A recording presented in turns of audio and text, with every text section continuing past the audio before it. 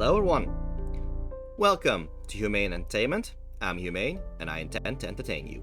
How's everyone doing today? Congratulations Starlights for being first, and yes, start taking notes everybody. And also, welcome to the 6th entry of Ninja Gaiden for beginners. So, Ninja Gaiden has this intimidating reputation that it's a very difficult franchise. Thing is though, it's mostly a case of a lack of knowledge from the player, not a pure issue of player's level of skill.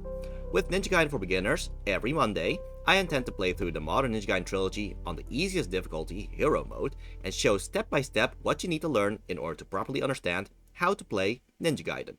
We are playing Hero Mode as a possible starting point for players who aren't as experienced in action games like Ninja Gaiden, and by using that starting point, showing how it's not as intimidating as you would initially think. I hope to break down that aura of dread that people have in starting these games. With all that being said, let's move over to the game. And again, because this is a guide first and foremost, please ask questions about the gameplay mechanics if something isn't clear. I want to answer anything that I didn't make clear, even if it's a repeat question. There's a lot of things which are just naturally ingrained into me after decades of playing these games, so I may have blind spots on stuff that isn't as intuitive to new players. As for today, we are going through chapters 16 and 17. Funnily enough, these two chapters will give us a view of each of the three greater fiends of Begor. We've already met Doku and Alma, but we've yet to meet the third one. Well, turns out we haven't seen the last of Doku yet, nor Alma. Now we are going to meet the third one as well. So I guess this would be the Ninja Gaiden for Beginners entry about the three greater fiends, interestingly enough. Honestly, that said, we are heading towards probably one of the highest highs, as well as the lowest low when it comes to this version of Ninja Gaiden. But we'll get there when we get there. Before we get to that point, I do want to go over some of the basics again of what we've been through. It might be repetition, but sometimes repetition is key to getting the ideas of this game's combat system into your head. This is essentially why I keep starting these Ninja Gaiden for beginners at this controller screen. This way, there's always a little reminder of, okay, so yeah, attack is X, special attack is Y, projectile weapon is B, jump is A, just to at least get some kind of basics back in your head. But yeah, we're going to continue here. And at the start here, I do want to just go over the basics again. So, Chapter 16, The Fiendish Awakening.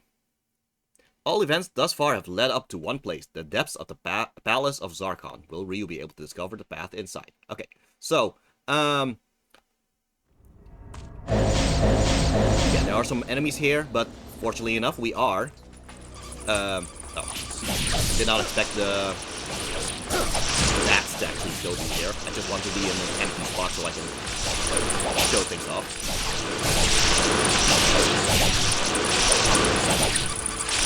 As a reminder for everybody, this is not the Dragon Sword, this is the Kitetsu. This is the weapon of Doku himself that we took over after killing Doku. But yeah, as I said, that's not the last we've seen of Doku.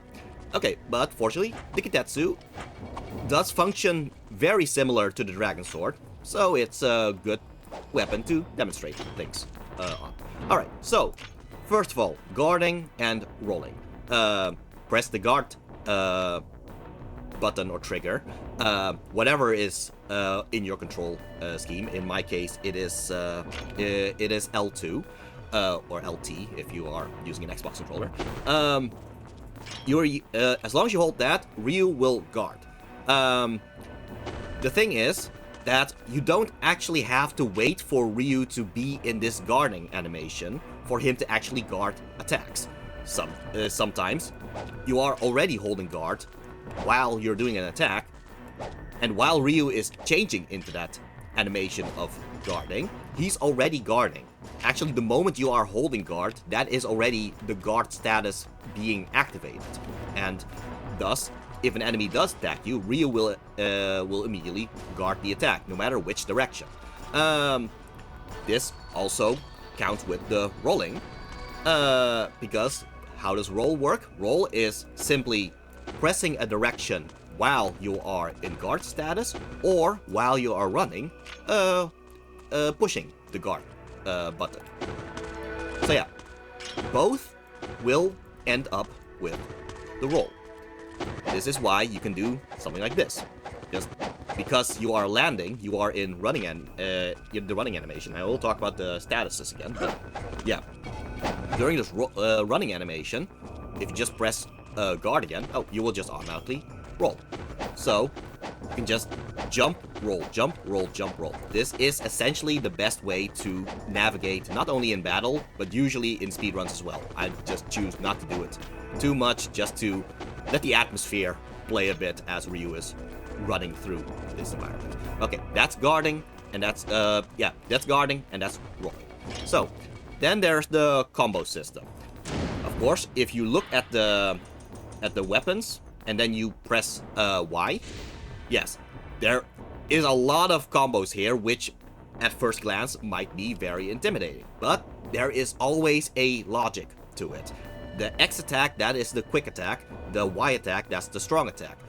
In a combo, you will usually not have multiple presses of Y after one another. Like, here's one Y attack. Yeah, that's just a single attack. Whereas the X attack, that's usually multiple attacks after one another.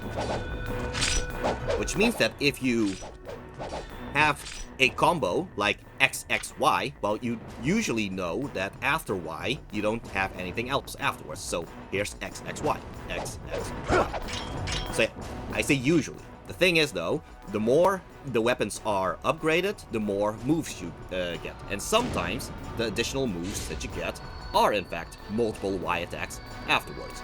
For example, when we first started with Kidetsu, pushing forward and Y, and holding the Y will do this. Which is, yet again, a single attack. But because we have upgraded the Kidetsu to level 3, suddenly pressing Y multiple times afterwards will do more. There. Yeah, all I'm doing is do the first attack and then keep pressing Y afterwards. Okay, that's also a thing. Usually a combo would not have an X attack after a Y attack. Look, I'm just going to do this attack, and then I'm just gonna mash X. Yeah, it only ends the animation until I can just do the usual X attack afterwards. There's just nothing with X afterwards. Well, in that case, okay, then there are some exceptions though, but before I get to those exceptions, let's go over the statuses again. Yet again, there is standing status, there is running status, there is in air, and there is while landing. So each of these will change what your X or Y attack is. Like, just standing with X is this. Running in X is this. In air in X is this. And when landing, well, in the case of the Kidetsu, there's no on-landing attack for X, but I guess I'll just use a Dragon Sword for this demonstration. Yeah, so again, standing in X is this. Running in X is this. Jump in the air in X is this. And landing in X is this. So yeah, there are multiple statuses, and this might have confused a lot of people where they think, oh, I keep pressing X and yet Ryu is doing a different move than what he did previously. That's because of different statuses. You are in the running animation because probably you were trying to run towards an enemy and then doing an attack. Oh, but suddenly you're doing something different than this that you are used to. Yeah, that's because you are meant to kinda stop the run and then doing this attack. If you actually want to do this attack, that is. Otherwise, you can't just do the running attack instead. In addition to the statuses, or actually more so as an extension of the statuses, there is a special thing about the on-landing one. Because the on-landing status also allows you to more quickly charge the ultimate technique. The ultimate... Congratulations on being second, Gudaius Sea Mossflower. Yeah, but yeah, as a reminder, holding Y will charge the ultimate technique. If you have essence around, you can speed up the animation, but you can even speed it up even more, because if you are holding Y while in an on-landing status, you will do a quicker charging animation than if you simply do it while on the ground, like this. Yeah. This is why it's important to keep in mind what all the statuses are. What is your current status? Are you on the ground? Are you running? Are you in the air? Are you on landing? So keep all of that in mind with the statuses. The status is also why the Izuna drop works. Because, well, again, usually there would not be an X attack after a Y attack. Well, in that case, what's this then? Yeah. That is because technically the Izuna drop, which is X, Y, X, X, X, Y, technically that is two combos being glued together because of the change of status. Because first the status is on the ground, X, and then Y to bring you in the air. Oh, suddenly you went from ground to air. So the next combo is actually X 3 times and then Y. Yeah. The only reason I can't do this right now is because it usually only works if you are actually hitting an enemy. Fortunately, we have the layer of flawlessness here to ignore that rule, I guess. So yeah, X, Y, which brings you in the air, and thus there's a status change. Because of the status change, suddenly you can do this attack afterwards. And the reason why the Izuna drop is important to remember is because you will only be on the ground for 2 slashes. In fact, if you use the forward and Y attack, you only do 1 slash, in fact, before you are in the air with the enemy. So, suddenly, most enemies would not be able to hit you, because while you are in the air, they will usually just try to attack where you would be if you were on the ground. This is why the Izuna drop is pretty important to master. Okay, so that's it about the combos. Well, there's also the thing about jumping. Notice how right now I am doing a normal jump. And this is the wind run, which is pressing X and A at the same time. It seems to be the same thing, except there are some enemies here. Yeah, okay. So, I'm facing away from the enemy. Now I'm pressing X and A. No, now I'm pressing X and A. There. Ryu will automatically jump towards the nearest enemy. Why is this important? Well, some commands, like the Flying Swallow, for example, necessitates you jumping into the range of an enemy. So, if you don't use the wind run, you're going to have to kinda manually aim towards the enemy in order to do that. But what if you just cut out the middleman? No need for aiming, and you instead just use the wind run. There. All you have to do now is just press Y while you are in range, and you know you will almost for certain be in range as you do this attack. So this is why it's important to get used to using the wind run. And wind run is not something you unlock. That is something that you just start off with in the first place. So yeah. So that is the wind run. And also, if you have enemies which you can jump off of, which is not the case for this enemy, but enemies that usually are on the ground, you can also press jump while close to them in the air in order to jump off of them. That's also very useful because it's going to make them stunned as a result. This is very useful if the enemy is blocking a lot. Because then you are, not only have you stunned them and thus ruined their blocking, but you probably also are behind them at that point, which is less likely for them to block in the first place. So yeah, pretty useful to know. Then there is the counter attack. Again, if we are blocking and the attack does not actually break the guard, which in this case, yeah, if it actually broke Ryu's guard, he would have been staggered backwards a lot more, and you will actually hear a breaking sound. In this case, this is not the case. So, if you are properly blocking, and, well, usually I say a ting, in this case it's more like a thud because of the way these enemies are. But yeah, just press X or Y while guarding attack, while the contact of the attack is happening.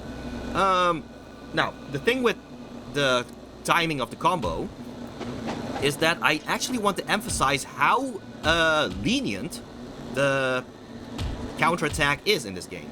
Usually in other games, if there's a counter system, the consequence for mistiming the counter would probably be you being attacked.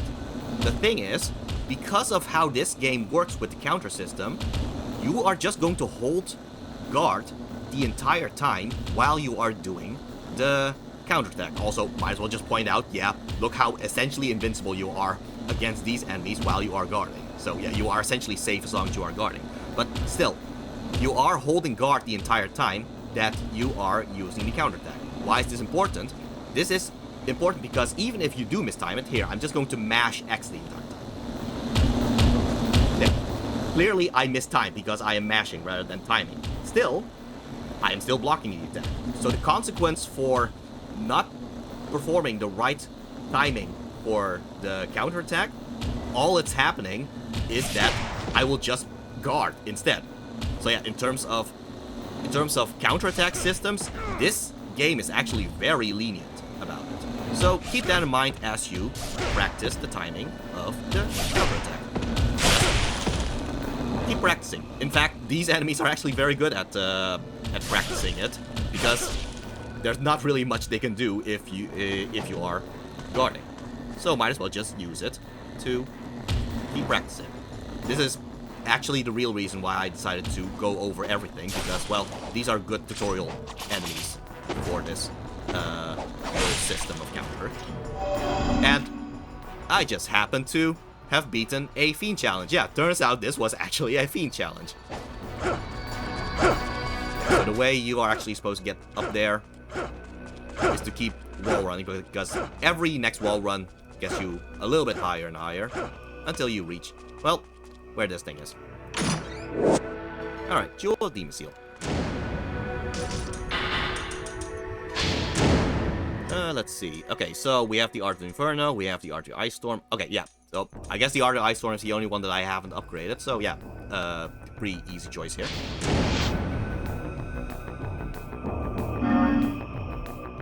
Okay.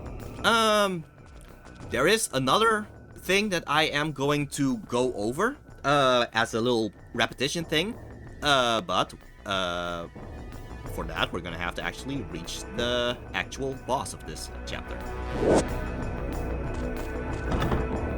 Alright, the door has been unlocked. So, this might be slightly familiar after a while. The underground waterway. So yes, we are in fact back at the aqueduct. So yeah, funny how things just connect like that. So yeah, the caverns and the aqueduct were connected all this time. Who'd have thought? That said, it was fun to use the Kitetsu for a bit, but the Boring Flail still is essentially the best choice against these enemies. Even so, I say best choice. Clearly, I was not having that much trouble using the Kitetsu against these guys either. Like, just using Flying Swallow all this time still works. In fact, most of the time, even though some weapons may be more useful than other weapons in certain situations, there's never a point where you can't use a different weapon for something. At least not in combat. Like, there are moments when, well, you're gonna need a heavy weapon in order to break a wall or something. But in terms of combat, every enemy can probably be beaten with every weapon. So no need to stress about that, really. Just every weapon has the capability of beating every enemy. So I figured that might also be important to point out. Yeah, we have actually read this guy's diary already.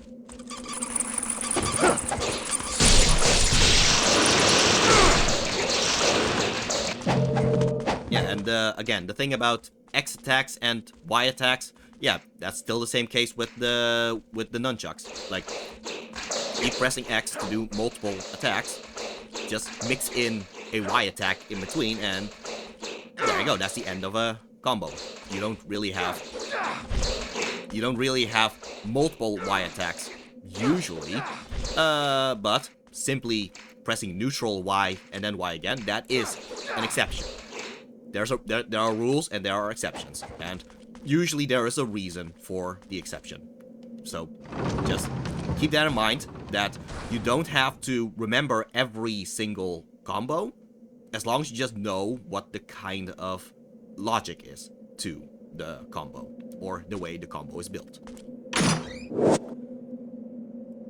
Oh, yes, I have used some elixirs in the meantime. Alright, at least we get a refill. This is the benefit of knowing when you are going to return to some places. Like, I happen to know that I am going to return here, so I might as well just keep that item in there in case I actually need it. And, well, you know, I happen to kind of need it.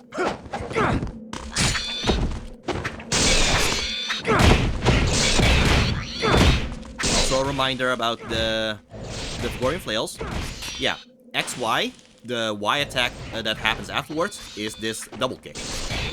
Okay, well, while you are doing the double kick, you are in the air, aren't you? Which means that you can just use the aerial Y attack.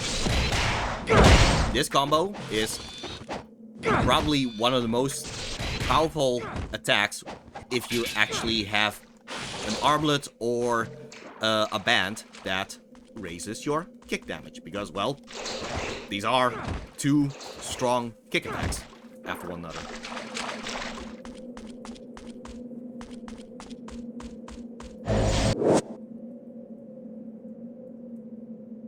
Well, if we do get a refill of Incendiary Shurikens, might as well just abuse it here. Okay, you know what? Here's a fun thing with Kitetsu and the Incendiary Shuriken. Yeah, I never got the chance to actually show this, mostly because this is the first time when there's a proper refill of the Incendiary Shurikens. But yeah, do remember that the Kitetsu has this attack where if you press forward and X, the Kitetsu will kinda suck the health out of the enemies. The funny thing is that if the enemy has an Incendiary Shuriken stuck on them, and then you use that attack to suck the health out of them, for some reason that delays the explosion, which is kind of interesting how it just looks as a result. Just, let's see if they let me do this. Oh.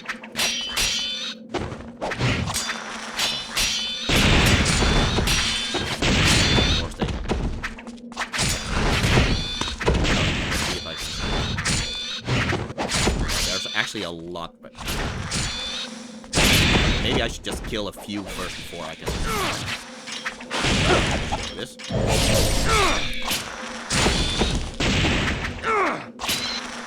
There we go. Oh, dang. Oh, it was already dead at that point. Okay, yeah. Usually you can only suck the health out of them if they won't die from it in the first place. So, okay. Oh, okay. Okay, let's hope that this guy survives. No. Do they respawn? Hopefully they respawn. Otherwise, there's probably some more enemies up above for me to try this out on. Right. Well, we'll just continue. I know for a fact there are some enemies with a lot more health, in which case this will at least work out a bit better. But here's a cutscene. Where is Ryu? He's wandering around here somewhere, My Excellency. Who knows what he's up to? And the Dark Dragon? To put it simply, It seems that the Dark Dragon, now free of its seal, is gradually absorbing the chaos of the battlefield and becoming a truly evil blade. It is not surprising that we did not know its true capacity, as the ancients were so careful to conceal it. Now, it is a weapon of extraordinary power, the likes of which have never been seen throughout human history. Whoever possesses it... Do I sense greed in your voice? Of course not, Excellency. Good. That is wise. You will be rewarded handsomely, I assure you. So yeah, this Dark Disciple actually wants the chaos of Battlefield to be there in order for the Dark Dragon.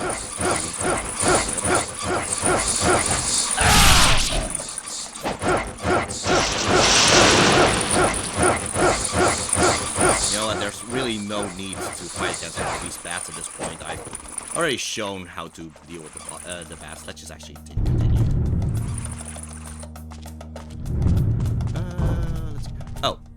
You know what? Yeah, just as a little reminder, just going to switch to a normal shuriken again.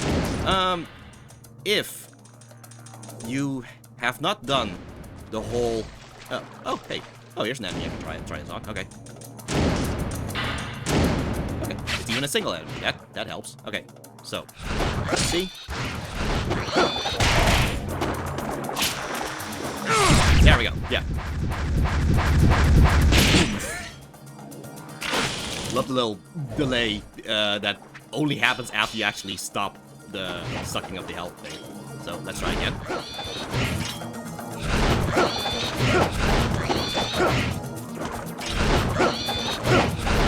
Boy, he is.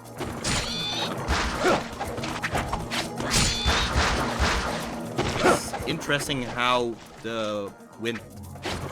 There we go. There. Alright. I just think it's funny how this happens to work out like this. You sucked up so much health that they imploded, yeah. There's also this other thing that I'm pretty sure I already showed this, but still, it is still fun if it actually works out. Yeah, if you jump on their head as they still have the Incendiary Shuriken on them, well, that makes the Incendiary Shuriken explode, which launches them in the air. And since you are jumping off of them, that means they are in position for you to do an Izuna drop. So, it's a little bit of an advanced technique, but it's still fun when it actually works out. Sheesh, he really loves that attack right now. There we go. Here. Oh.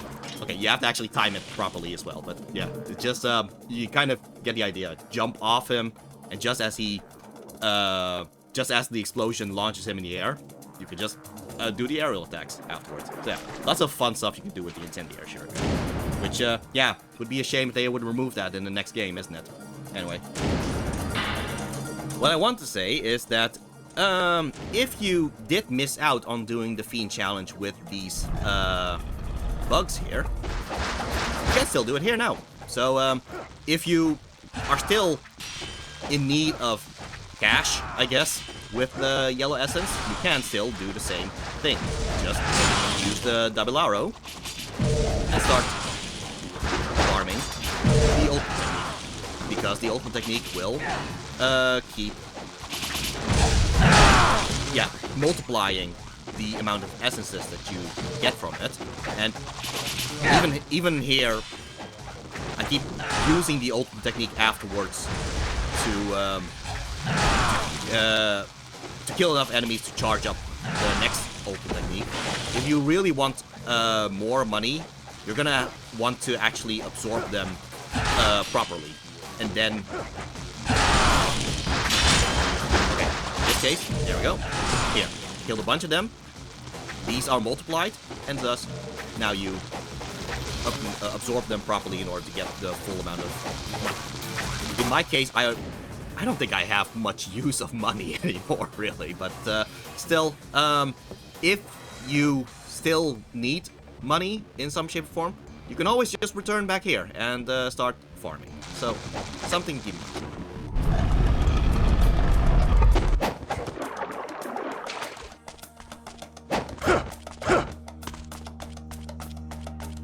this point, we are actually kind of backtracking through the...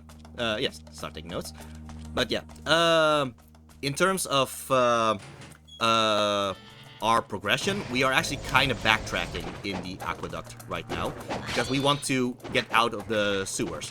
Well, back when we first came here, there were those 2 giant gates that locked us in, not allowing us to actually go anywhere besides the sewers.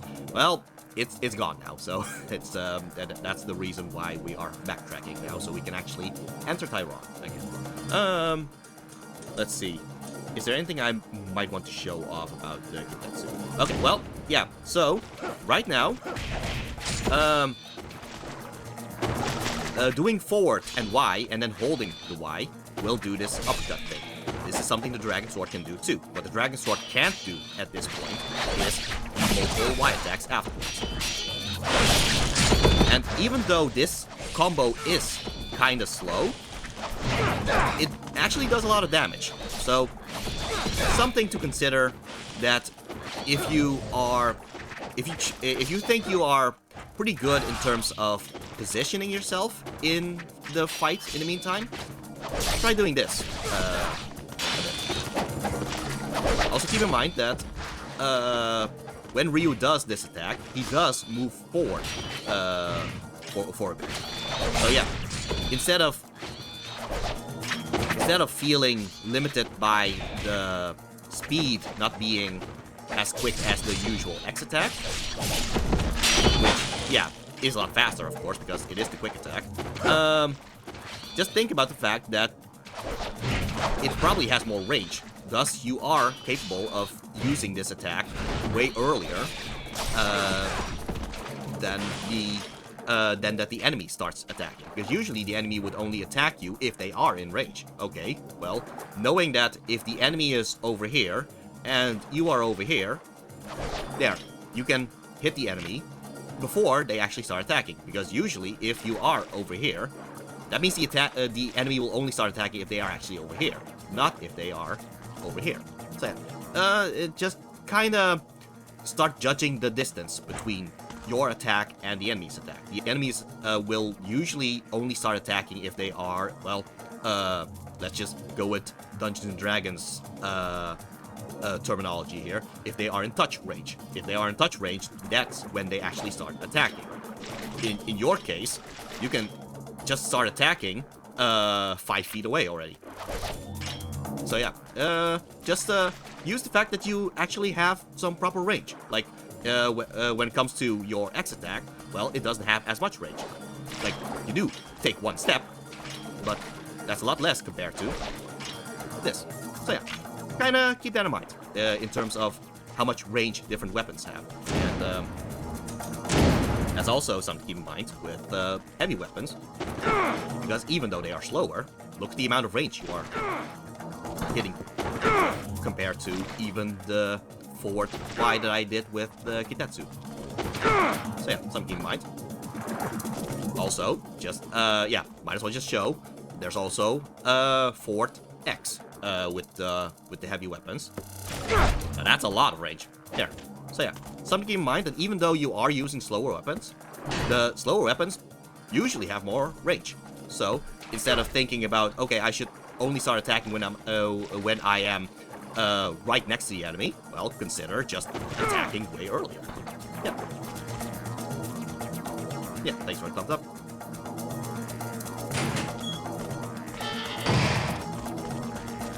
Okay, okay. Yeah, beat. Save. Good.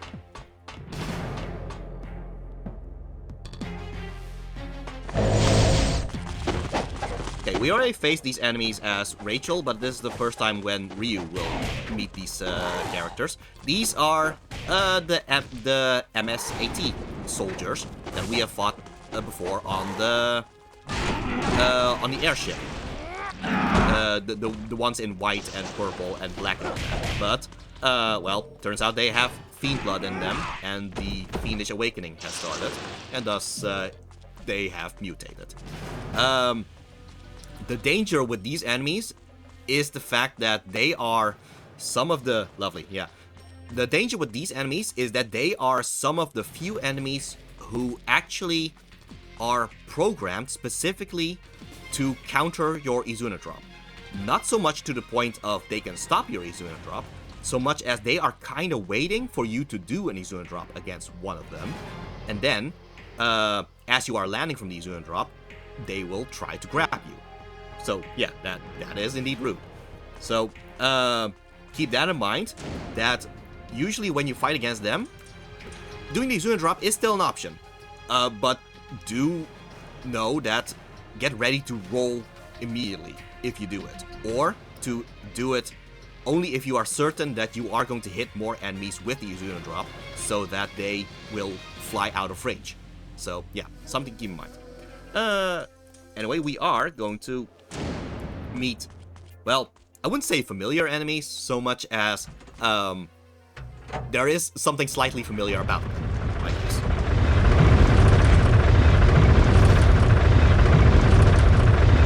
Yeah, so these are the Vigorian soldiers who have mutated to become fiends. And also, I might as well just do...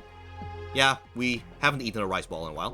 There we go. So yeah, so if we do need the hero mode, at least now it will happen again. But yeah, these are the Vigorian soldiers that have mutated. But their animation is kind of familiar, isn't it? Yeah, these are essentially the upgraded versions of the zombies, I guess. The Vigorian soldiers are similar to the monks who have also done the zombies thing. These guys are probably the abnormal enemies which have the most amount of health. Which means that if you want to farm hits for some reason, you can just keep using the Vigorian flail against them. And it's going to take a while before you actually beat them. But boy, are you getting a lot of hits out of these guys. Until you actually get hit or something. But okay, what's the best way to beat them? If you want to beat them fast, well, here's where the Unlimited Flawlessness can shine. Because remember, when it glows, that is because you are at lower health. The lower your health is, the more damage it does. So, if you trust in your ability to just make use of your hero mode time, or if you just trust in your dodging capabilities in the first place, you can just let them weaken you to critical health, which activates hero mode, and thus you are invincible for a while. Which also gives you the strength that the Unlimited Flawlessness is probably at its most powerful at that point. So let's see how that goes by comparison. Okay. Alright, 1, 2, 3. So 4 of the Unlimited Flawlessness full strength attack was needed to actually kill them. But still, the fact that you can beat them this quickly, especially with hero mode, probably helps because these 3 have so much health that they essentially count as an ambush or a fiend challenge. So yeah, instead of 40 enemies, I guess these 3 count as 40 enemies. So, but we do get something in return for it, the Talisman of Rebirth. So yeah. So yeah, if you need to beat them fast, that's what the Unlimited Flawlessness is for. Otherwise, you can use other weapons like the Kitetsu, for example, and keep using this attack, because I did say that this does do a lot of damage. Not as much as the Unlimited Flawlessness, obviously, but still, this is an attack you can do, mostly because, well, these enemies are slow. So if they are slow, you might as well just use slower, more powerful attacks. So, something to keep in mind. That said, yeah, sure, I'll just use a little heal there. Yeah. Thing is, yeah, no more of this item can be carried at this point, so the Talisman of Rebirth is not that much of use to me, but who knows, it might be of use to any of you if you happen to need to get a Talisman of Rebirth here. Yeah, so as Rachel, we have broken this wall, so we can just go past this, and yeah, so okay, I might backtrack a little bit just to point out where this actually is. But yeah, oh yeah, actually, okay, here's a smoke bomb, so if you need a refill on smoke bomb. But yeah, remember the clock tower, and we had to actually climb that rope over there. Yeah, you could have seen this environment the entire time when you are there. In fact, I'm going to backtrack over there just to actually show it. Yeah, unlock the door. It can now be opened from both sides. Again, it's not so much it can now be opened from both sides, so much as you just open it and it just... Oh no. Okay, no, in this case, it actually is... Oh, yeah, it can be opened from both sides now. Okay, well, there you go.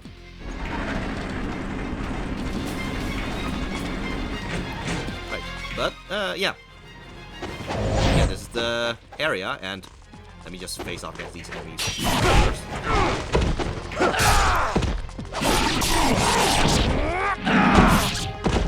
Those who have watched my very old combo videos of this game might recognize this as the area where I keep returning just to do combos and all that. Because, well, all you need to do to respawn these enemies is just enter the door and exit the door, and there you go. Two new enemies for me to combo.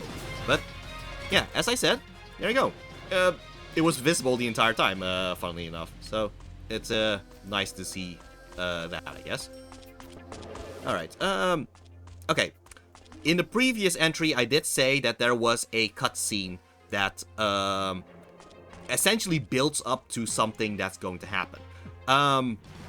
In this version of the game, it is essentially missable now, which I'm kind of bothered about, honestly. But, yeah. So the only way you can actually see this cutscene is if you actually backtrack. And at this point, why would you backtrack? At this point, unless you happen to know that this cutscene would happen. So yeah.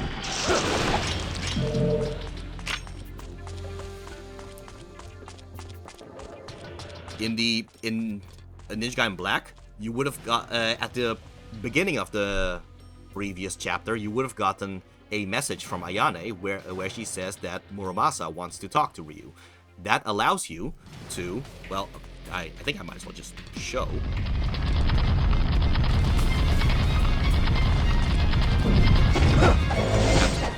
Pass by some enemies.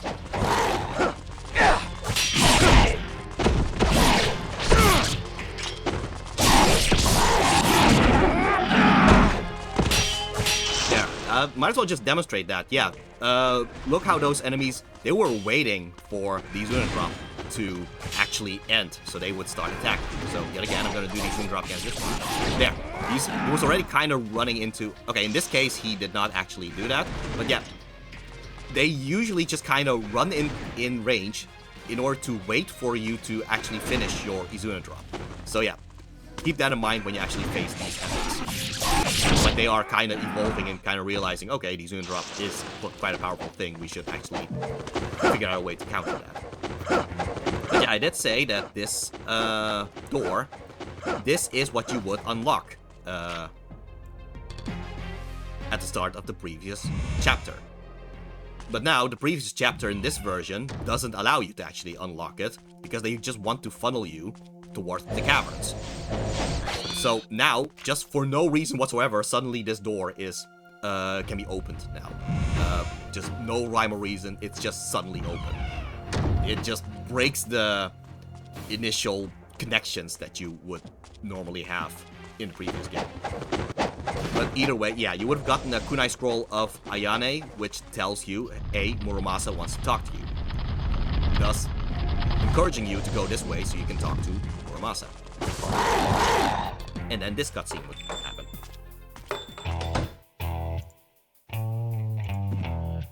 Welcome.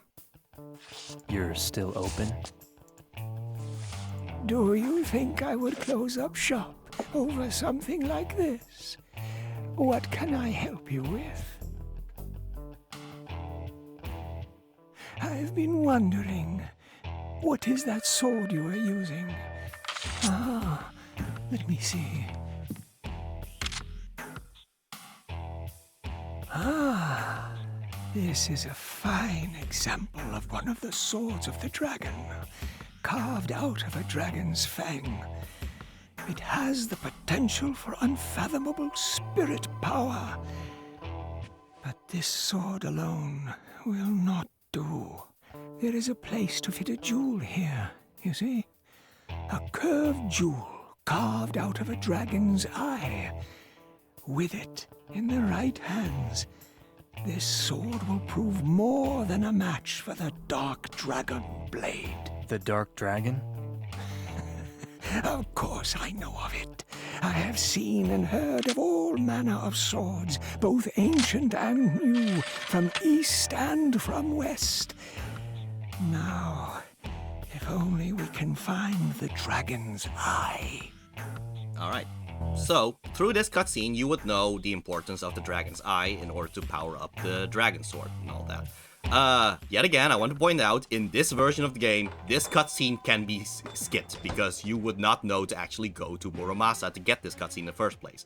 So, when you actually find the Dragon's Eye, it kinda comes out of nowhere. So, yeah, that is what bothers me about it, in terms of storytelling. What also bothers me about it is that, think back on the previous chapter. The previous chapter allowed you, had puzzles involving the Eye of Ice and the Eye of Flame.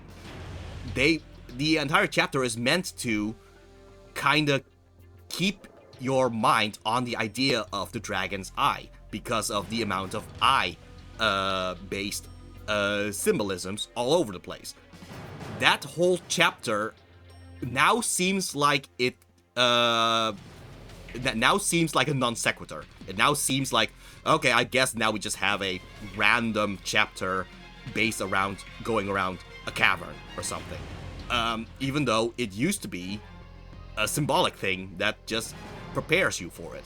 You constantly throughout the entire chapter, you're supposed to kind of think about, okay, I should find that Dragon's Eye, building up to this chapter specifically. Now, but because, well, again, this cutscene, first of all, you will get this a lot later, because only now do I get the chance to actually move to this shop in the first place. And also, again, you can accidentally skip this cutscene, not knowing that you're actually supposed to backtrack for it. I just, as a fan, I'm just very bothered about it, but, well, it is what it is. Ninja Gaiden Sigma is still the most accessible version of this game. So I am still making this Ninja Gaiden for beginners with Ninja Gaiden Sigma. I am just bothered about some of these changes. Mostly because this change does not actually fix anything. It does not make the game any less difficult or anything. All you're doing is making it so that people are no longer thinking about the story. They're just going through the motions now. And yeah, that is what bothers me about it.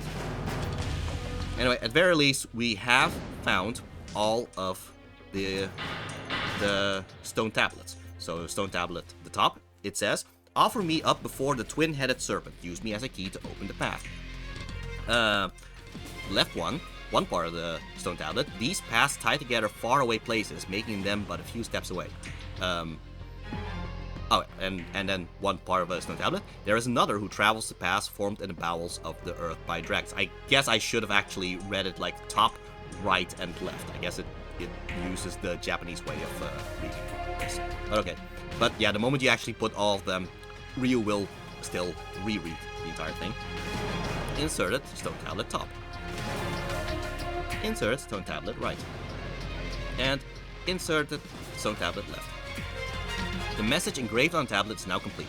Offer me up before the twin-headed serpent. Use me as a key to open the path. There is another who travels the paths formed in the bowels of the earth by dragons. These paths tie together far away places, making them but a few steps away. We have seen these portals be used before by Rachel, because Spiritoku activated these portals. But now Ryu can use them as well.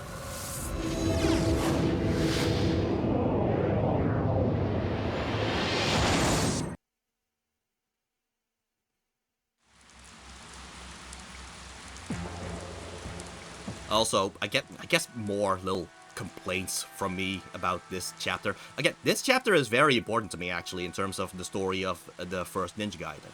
So, the changes just kind of bothers me because, well, okay, in the original Ninja Gaiden, Xbox Ninja Gaiden as well as Ninja Gaiden Black, you would not start here. You would start at the other portal, which gives you more of a chance to just take in the silence and the emptiness of the Hayabusa village.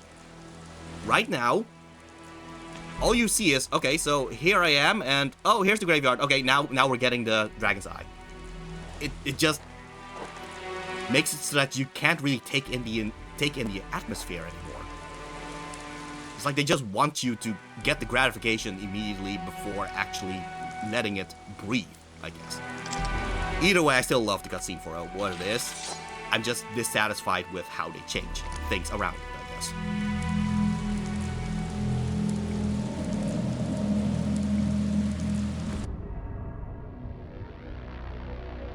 I do like the duology of seeing the the dragon sword becoming the true dragon sword, coinciding with the Dark Dragon Blade being unsealed. It's like that symmetry thing between the two weapons.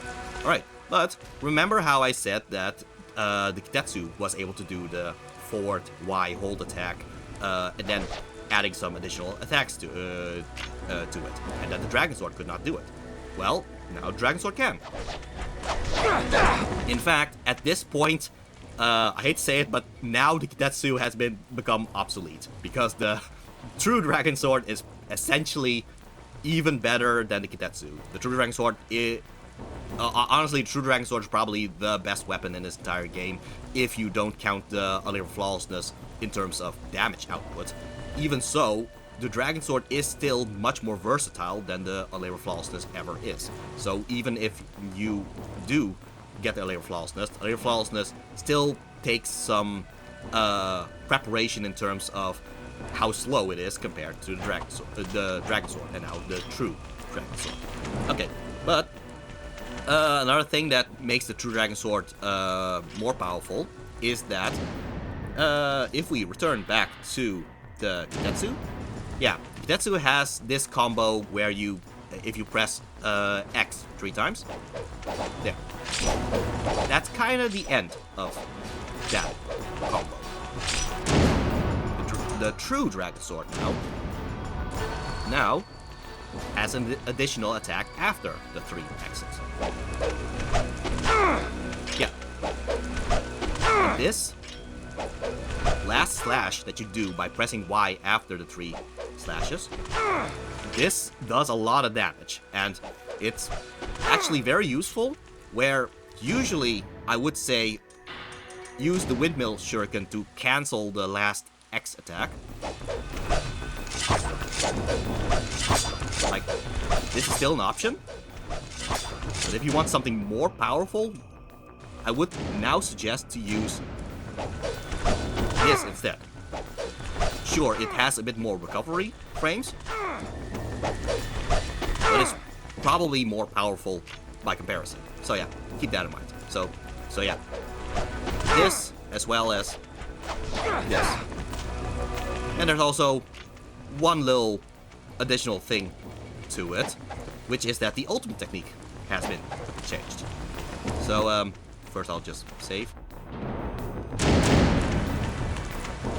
They are nice enough to... Okay, not here. They are nice enough to have some enemies here for you to test it out on. Of course, the Izuna drop still works as it usually does. This is an upgrade. This is essentially the Dragon Sword being at level 4. You don't see a level, but this is essentially level 4 Dragon Sword. If you actually want to save up money for any reason, you can actually just upgrade the Dragon Sword to just not level up the Dragon Sword at all, which I don't recommend actually, because level 2 Dragon Sword is very useful to have. But yeah, still, you can in fact just never upgrade the Dragon Sword, and you will get the True Dragon Sword here at this point in the story for free, essentially. So yeah, something to consider if you want to prioritize the other weapons. But okay, so yeah, I just did an Izuna drop. Now an enemy must have dropped an essence at this point. Yeah, a blue essence even. Good.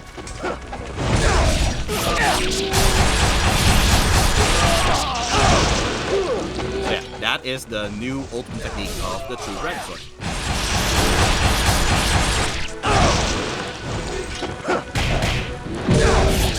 Oh, I'll say.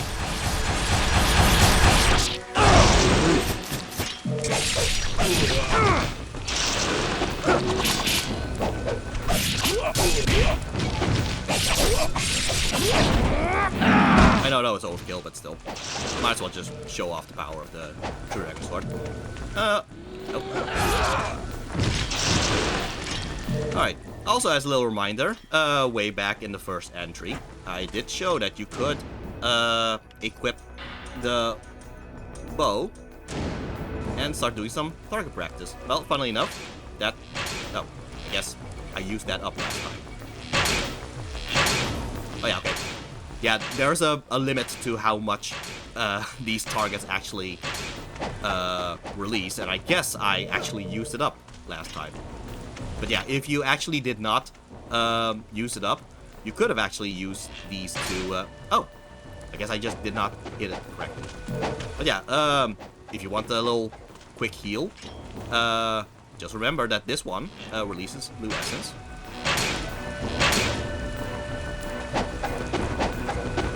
So yeah, something to consider. I already have so much money at this point. Nothing's really stopping me from just buying more arrows. I see I found more scarabs. Let me see. Today you have brought me 2 scarabs, which brings the total number that you have given to me to 47.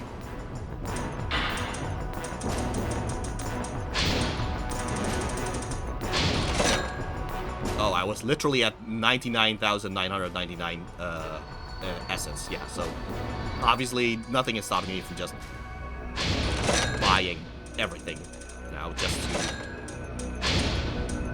make use of the money. Like, what else am I going to use the money on?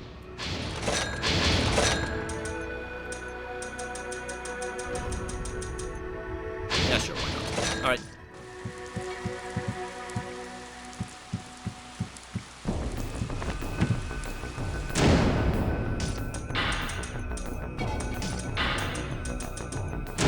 I just like equipping the shuriken just so Ryu's character design looks like how he's supposed to look.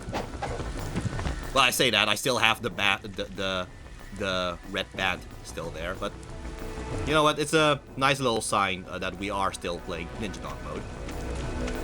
Yeah, but in the original Xbox Ninja Gaiden and Ninja Gaiden Black, when you got the whole cutscene with the 2 great serpents, you would have actually started here, thus giving you this much more somber path to actually go to the graveyard, which, yeah, allows you to just take in the atmosphere and all that. Now you just can't really take in the atmosphere anymore. You're just immediately there to get the Dragon's Eye, which, as a reminder, you would not even know that you're actually supposed to get if you happen to have skipped the cutscene of Muramasa.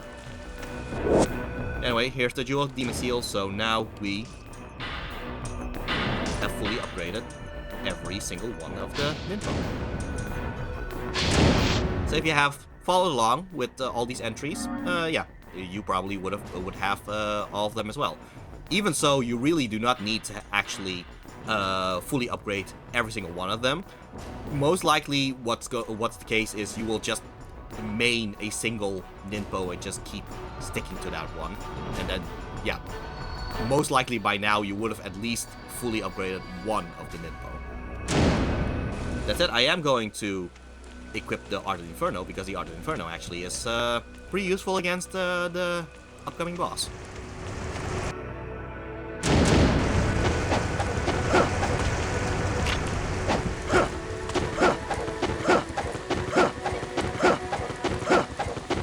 Alright. So let's just have some more continuity here, because oh, well, Ayane has something to say. For a ninja, death is simply a fact of life. You must remain steadfast even when staring death in the face. Oh well, Band of Power. Alright. So, let's see what the Band of Power does. Mana power. Yeah. One of Ayane's ribbons, when wrapped around Ryu's arm, it increases his attack power. Yeah, so way back in the first entry, I did point out, okay, actually you do get a different armlet or band that gives you raised attack for every attack. The thing is, while the one that we started with, the Band of Strength, yeah, that increases kick and throw techniques, I think about 40 or 50% higher than what is normal. Whereas with the Band of Power, it is more so 20%, but for everything. So yeah, there is still a use for the Band of Strength if you actually use kicks and throws more often than any other attack. But if you actually are more of an all-rounder and use all kinds of attacks, that makes the Band of Power pretty useful. I'm gonna stick to Band of Spirits just to show that you don't there's no necessity to actually raise your power in order to actually beat all these bosses. Plus, it gives me more of a reason to actually properly show off how to actually beat the bosses. Otherwise, I kind of kill them too quickly, I guess.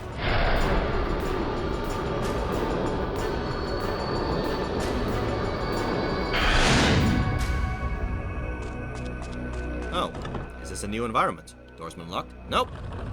We are back in the caverns, the Magma Cavern. And yeah, there was indeed this these stone circles here. So yeah, again, some continuity, just connecting all these things. Alright, so I did a lot of complaining. How about I actually okay, before I actually start praising, oh, remember back when Ayane was nice enough to give us the bow and arrows, and we decided to repay her efforts by shooting her and getting game over for it. Funnily enough, well, I would be remiss not to show that we can in fact do this as well, because, oh look, it's Rachel over there. Let's say hi to her. This is why I saved. No, yeah. I find it hilarious how this is an option to do. Like, they could have just made it so that the arrows just completely misses them, just phases right through them or something. But no, they just decided, you know what? Let's punish you for actually attacking these people. Alright, yeah, okay, so, I did a lot of complaining. How about we go towards probably my most favorite, well, probably my most favorite soundtrack of this entire game, really.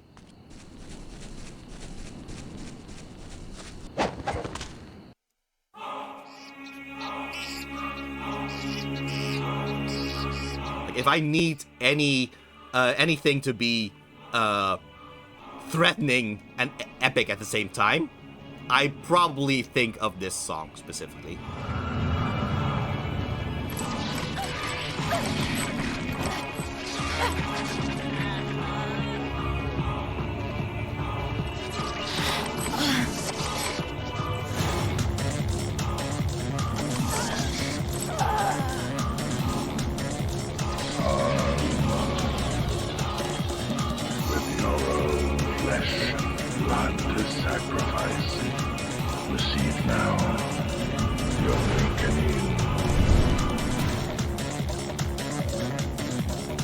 Love that mixture of rock, orchestra, as well as the chanting. It just has such a cool combination to it. Which makes sense. We are getting a rematch against Alma, but now she's awakened.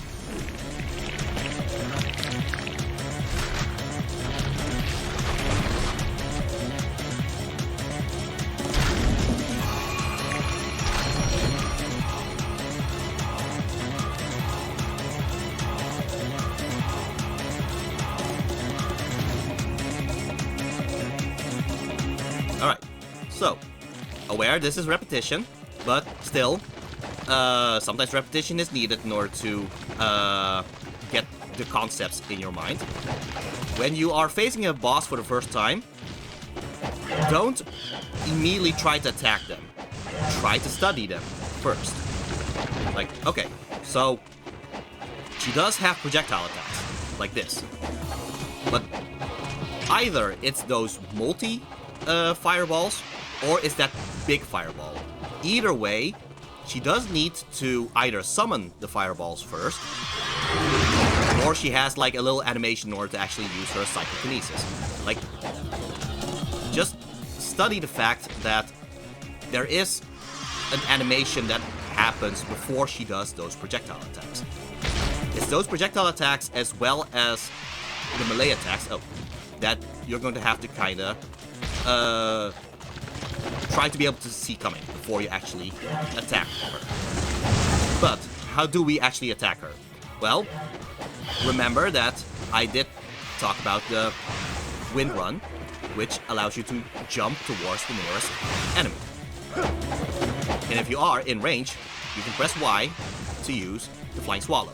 You are going to have to try to use the Flying Swallow in order to stun her, just like in the first battle.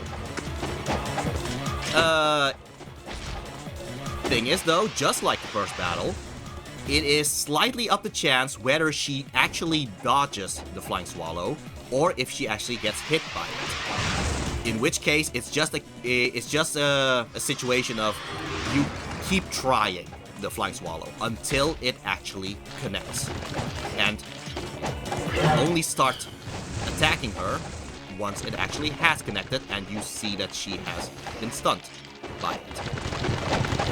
So yeah, I'm going to start trying here. Yeah, see? Because she is stunned, here's when you can try multiple things in order okay, there are multiple things you can try in order to damage her when she actually is stunned.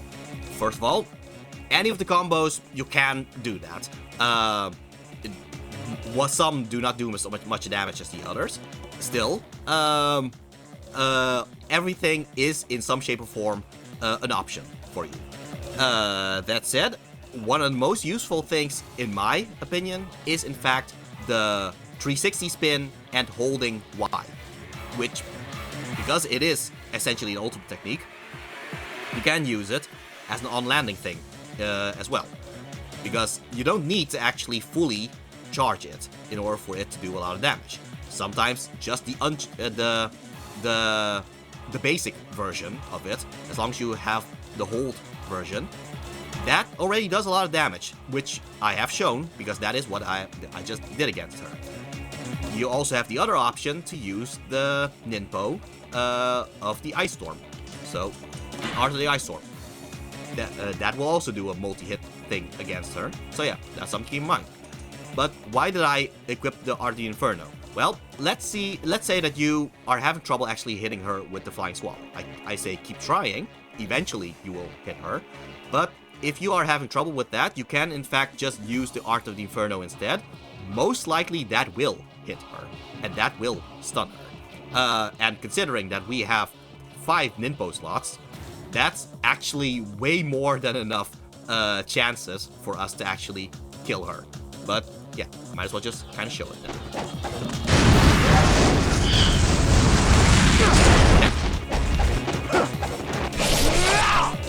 Also, in addition, I just realized, yeah, we are in hero mode. That means we actually have infinite Ninpo. So, yeah, abuse that.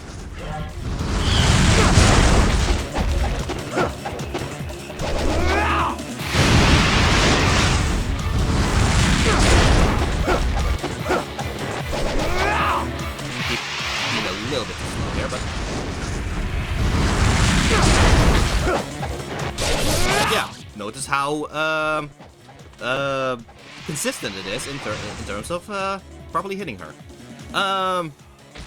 Still, if you do plan to play on normal difficulty, you can't really rely on the hero mode and all that. Still, also keep in mind that in my case, at the very least, I have 3 Talismans of Rebirth. If you do die, you will get a complete refill of your health as well as your Ninpo. So if you have 5 key slots, and you ran out of it, well, if she happens to kill you, you will revive with all of your key intact again, just completely recovered. So you have more chances to try to stun her with the Art of Inferno.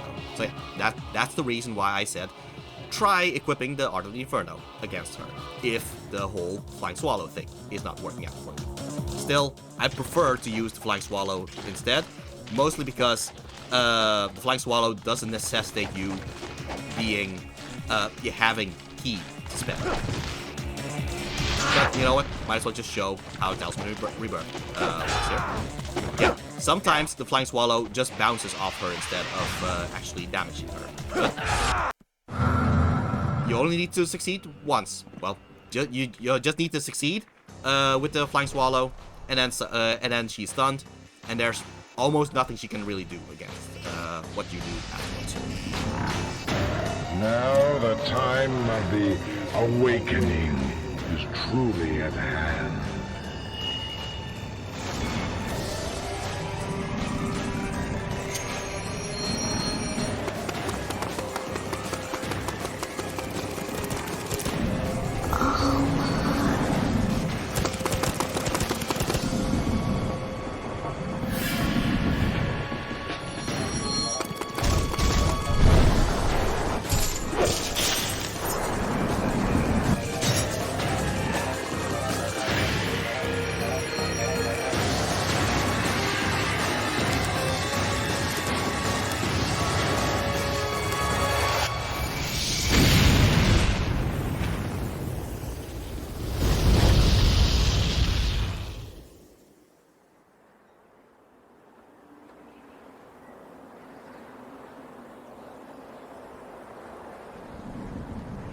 This is not over. In terms of the story, I do weirdly love the tragedy of Rachel and Alma. Knowing that Rachel became a fiend hunter specifically so she would be able to save Alma's soul by actually killing her. And yet the last thing that Alma does is actually save Rachel from being sacrificed. Just at that last moment. I just love that as a story between the two of them. This is not the end of Rachel's story, of course, but yeah, in terms of her goal of finding Alma in order to save her by killing her, that is essentially the end of that story arc for her. I'm interested to see if they would actually do more with her, now that she no longer has that as the reason of being a fiend hunter. Anyway, alright. One last praise before I start complaining again. The Chapter 17, Vengeful Spirit. The fate of the sisters has been decided. Ryu now heads for the depths of Zarkon, determined to fulfill his vengeance once and for all. What I love about this title, Vengeful Spirit, is that it fits with both Ryu as well as Doku. Because, remember, Doku killed Ryu first. And then Ryu got brought back by the deity of sentiment. So, technically, Ryu is a vengeful spirit. Well, Doku is a more literal vengeful spirit now, because Ryu, in return, was able to kill Doku. And now Doku has returned, becoming spirit Doku. So, he's a literal spirit of a vengeful spirit. What I love about this is that the title, because it actually fits with either Ryu as well as Doku, and the description even still is very ambiguous about it. The fate of sisters has been decided. Ryu now heads for the depths of Zarkon, determined to fulfill his vengeance once and for all. Yet again, they are pointing out that he is also here for vengeance, and yet Doku is a literal spirit. So, who is this title referring to? Both, really, and that's kind of the beauty of it. It kind of shows that this next upcoming battle, this is the final one between Ryu and Doku. At least in theory, because in Ninja and Dragon Sword, there's of course another rematch between them. But I'm just saying, in terms of build-up, I just love it, I guess. Alright.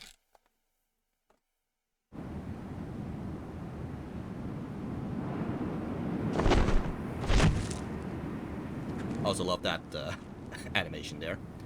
Yeah, I guess Ryu decided to give Rachel some privacy with after what happened there. Alright, so I did say I was going to complain a bit. So, this pyramid. There was a puzzle here. it's gone now. Yeah.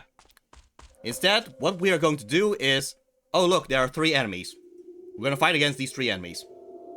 And then we're done. That's all we have to do. Beat 3 enemies. So yeah.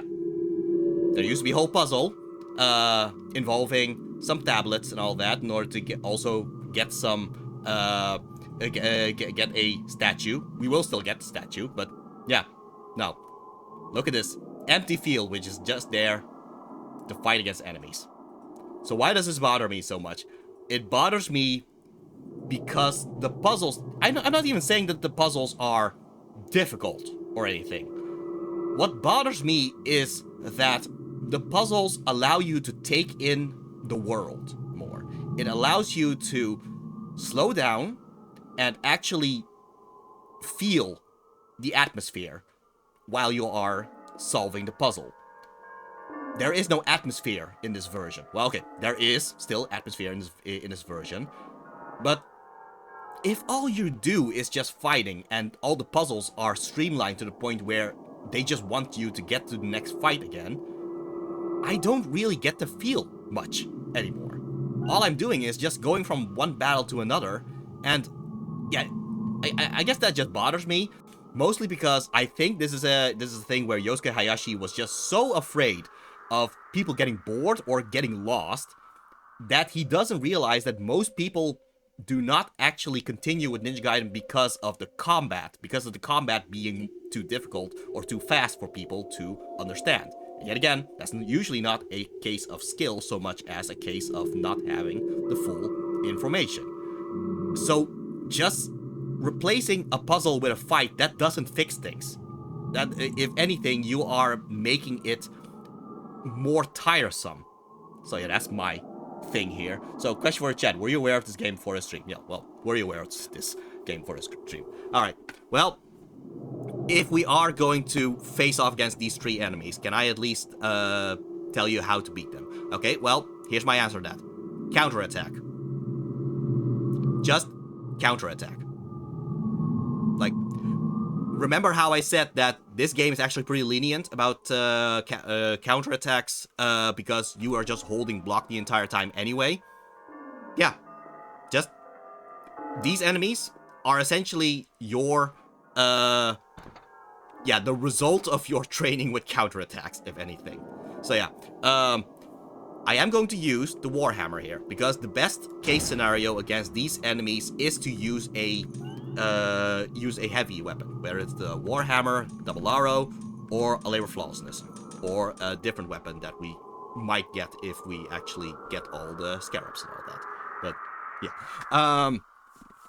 well, the thing is, I might as well just show why you should use the counterattack rather than just any of the other moves. Because let's just try to use the True Dragon Sword against him. We're not going to counterattack him, we're just going to try to attack him. There. You can get some damage in. Most of the time though, well, a lot of the time, especially when they reach their second phase, they will start countering you. So, this is why you are meant to counter their counter, I guess. So, yeah. I'm going to use the Warhammer. Why am I going to use Warhammer? Because I do want to show that, despite the Warhammer being the weakest of the heavy weapons, yeah, because I guess there's a tier list. There's Warhammer first, then Double Arrow, then... Oh, no. No. From top to bottom, it's a Labor Flawlessness, then Double Arrow, then Warhammer. Warhammer is the weakest of the heavy weapons. But every heavy weapon has the same counterattack, which is essentially the forward Y attack. This one. And I immediately killed him with that, right? Oh wow, we solved part of this puzzle. Who'd have thought? Anyway, yeah. Again, yeah, so the counterattack of all the heavy weapons is essentially the forward Y attack. This one. But if you do it as a counter, usually they would already be in the middle of their attack, and thus the counterattack will hit through their guard. This is why you want to use the counterattack against them.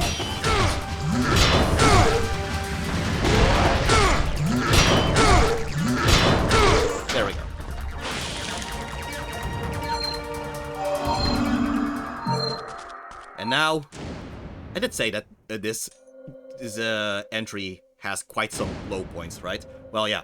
So, remember how all of those statues of all the deities and all that, they have like a very special animation of Ryu actually holding it up above him, and then a choir starts singing and all that, just to show how freaking important this is. Okay, so there's an item on the ground. What is it?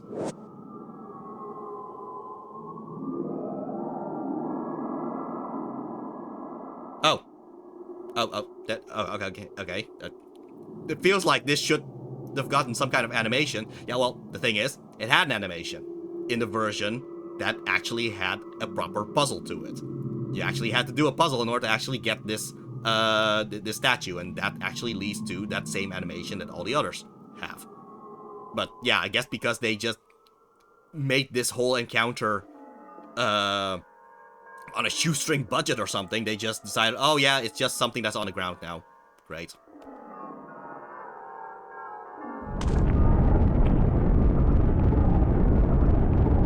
Mind you, I'm only complaining about this because I have seen it done better.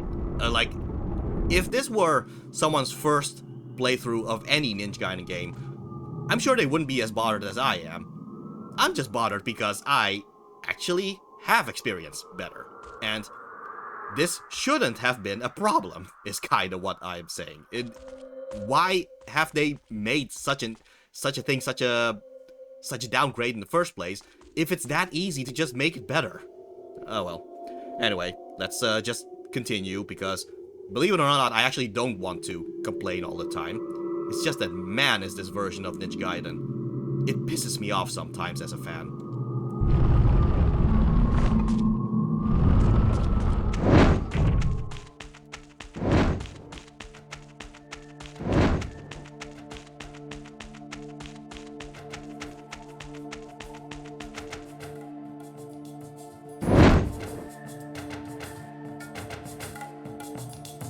Alright, well, Spirit Doku is moving that way. Oh, the door is locked. On the doors, there's a griffin symbol. Better find a griffin key then.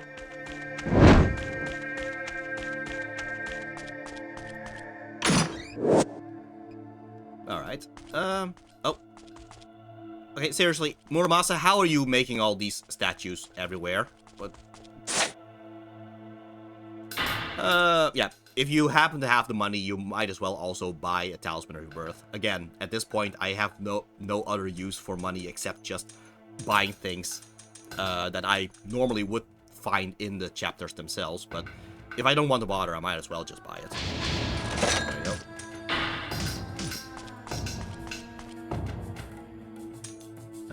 Let's see. Yeah, I guess this is the first time we can save here, so sure.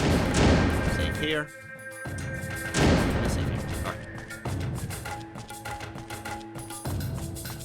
Well, there's no other place for us to go, so I guess into this portal we go.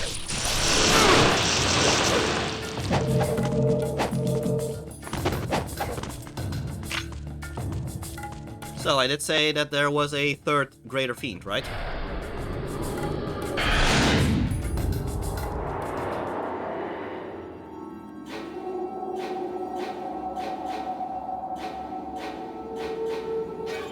Welcome to the hellish depths of the Fiend Realm. The question is, can you defeat me? Well, I'm sure this is the only time Ryu will enter through a gate to hell in this entire franchise.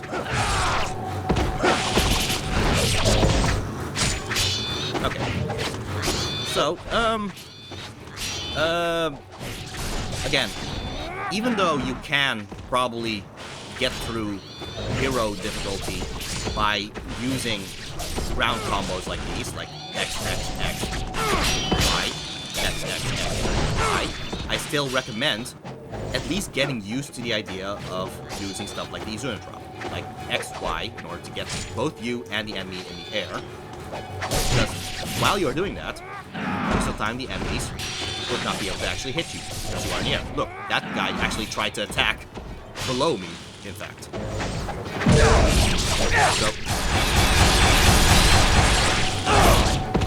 even though it does take some memorization that you are using an attack like XY in order to get in the air, or forward Y in order to get in the air, it does take some memorization to then do the X combos in the air. Still, even though it takes some getting used to, I do recommend actually getting that in your system. Because not only will it help in this game, it will essentially help in all the next games as well. Oh yeah, we did need to get a Griffin key, didn't we?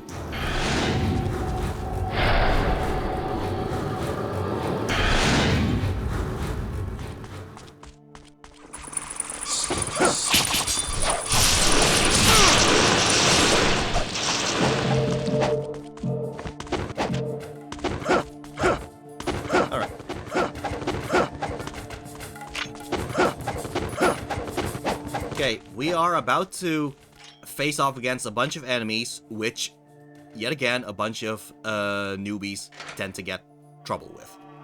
Like, they are actually infamous amongst the people who played this before they actually got proper guides and all that.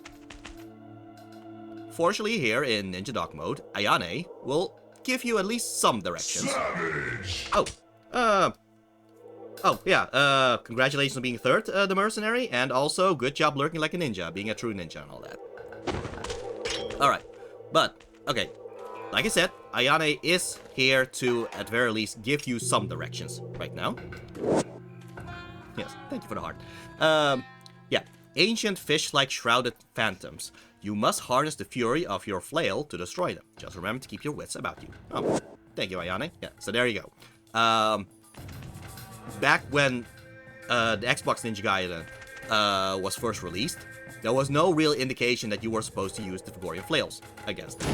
Now Ayane herself is outright recommending the Figorian flails. Okay, does that mean that if you don't have the Figorian flails, you're just doomed now? Actually, no. Several weapons actually have useful skills in order to get through the these phantom fish, ghost fish. But since we are recommended to use the Figorian flail, might as well just show how you're supposed to do it with Figorian flail. Because, okay, are we just supposed to mash X the entire time? Well, let's see what happens if you do that. There. That last attack. Oh. Yeah, that last attack of the X combo is still kind of slow. That gives the ghost fish the ability to attack you as you are recovering from that attack. Okay, so are we supposed to cancel it with the Y attack? Well, even the Y attack afterwards still has some recovery frames. So what are you supposed to do? Well, the trick is to do this.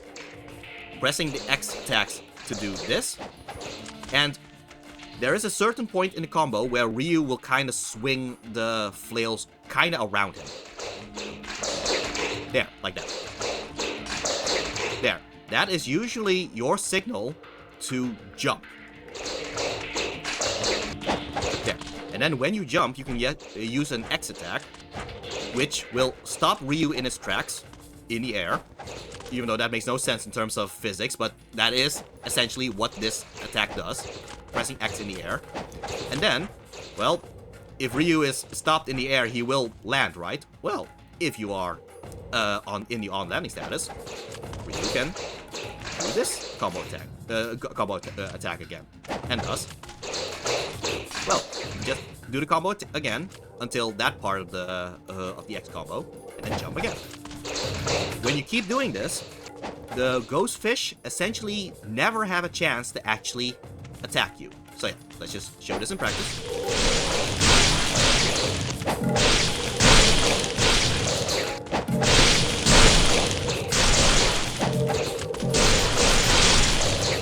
There.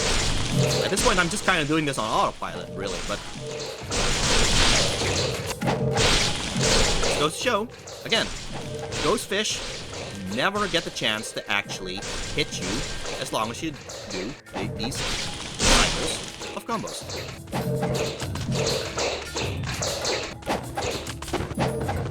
So yeah, that is how you get through the ghost fish with the Figorian flails. But I did say that different weapons have different ways to get through the ghost fish. First of all, let's use this life of gods that we have here. Okay, so might as well just kind of cycle through a bunch of abilities for the weapons. So, the True Dragon Sword, in which case, not only can you do it with True Dragon Sword, you can also essentially do it with the Kitetsu as well. Because this attack with the Kitetsu and the attack with the True Dragon Sword are essentially the same, which is jumping forward and X. Now, at first you would think, wait a minute, there's some recovery frames of Ryu landing on the ground. Wouldn't that be a chance for the ghost fish to attack you? I have no idea why, but for some reason the ghost fish kinda ignore you as long as you are getting that landing animation. So, for some reason, this actually works out against the ghost fish. So, yeah, all you have to do is just keep jumping and pressing X. Keep jumping, pressing X. Keep jumping, pressing X. Well, I'm saying that, how about I just show that in practice? Oh, question for the chat. Is this the kind of game you would play? I wonder, is this the kind of game you would play? Okay, let's just continue a little bit exploring this labyrinth. I happen to know how I'm supposed to move. I will talk about how to actually navigate this labyrinth after I deal with some ghost fish again. Corpse of a Ninja, killed before he was able to complete his mission. He's holding something. Gen's diary. January 14th, I have arrived from Gore in search of the Dark Dragon Blade, leading a group of my comrades. Well, we have read a bunch of diaries of the Black Spider Ninjas. I don't think the group is doing so well. I have succeeded in infiltrating the Imperial Palace. I must accept that my comrades have all been slain. Well, yeah, we have evidence of that. Except for Dai. Yes, he must certainly still be alive. I'm sure he is hurrying to meet me at this moment, with the key to the palace core firmly in hand.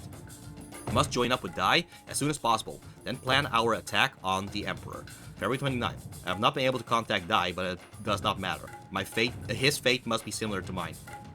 Those who have watched my video where I actually read through the Black Spider Ninja diaries, I did point out that there was an entry that they removed in this version, because in Ninja Gaiden Black and the Xbox Ninja Gaiden, there was an entry in between February 18th and February 29th, where Gen actually explains that the current leader of the Black Spider Ninjas, which, for those who actually played Ninja Gaiden 2, no, it's not Genshin yet. It's actually someone before Genshin. Genshin actually took over after Ninja Gaiden Dragon Sword. But either way, the current leader of the Black Spider Ninjas actually wanted the Dark Dragon Blade in order to grind it up into tea. I repeat, he wanted the Dark Dragon Blade to grind it up into tea. It is fascinating how these Black Spider Ninjas are such hilarious clowns at sometimes.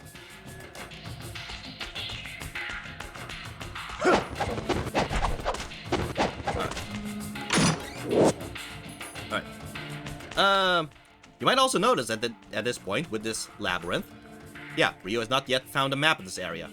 Usually at other chapters, we would have a map at this point. Well, that's the idea of this labyrinth. It is a labyrinth after all. You are meant to be a little bit lost about in it. But again, I will explain how to properly navigate this once I face off against a bunch of ghost fish as a demonstration for how to beat ghost fish. Oh, there's a door here though. The door is locked. On the door there is a lion symbol. Alright? You should find the lion key then.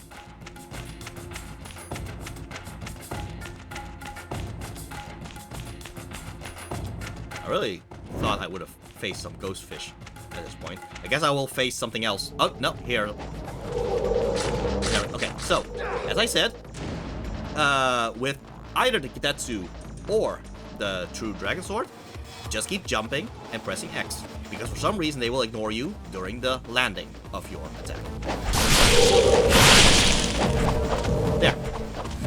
Like, they had the chance to attack me while I was doing the landing, For some reason, they just don't. So that is also an option to face off against the ghost fish. We have these cat fiends, though. Okay, so the danger with these cat fiends is that most of their attacks actually break your guard, which means that, counterattack is not as reliable against them.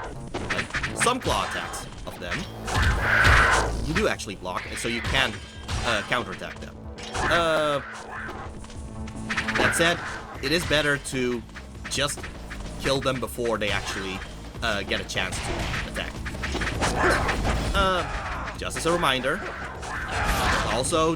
there's always the option to use these wall attacks if you are being overwhelmed. So keep that in mind. Even so, Izuna Drop is still quite a solution against them.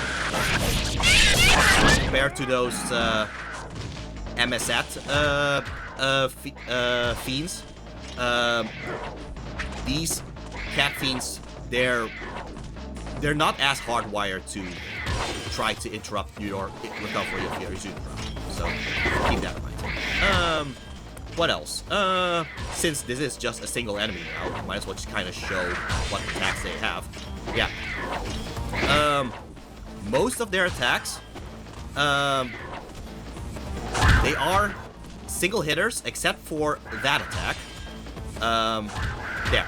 That is a 2-hit attack. Well, technically it's a 4-hit attack because it's a double hit with each attack. You have that. And you also have the one where they kind of try to dash through you. Or dash through you on the ground. Please perform it, just to show it. Of course, they never actually do it when you actually want them to. Yeah, sometimes I might as well just kind of do some kind of version of it. Yeah, they kind of have the version, a version of this attack. There, it's like you're doing a running slash and then another slash.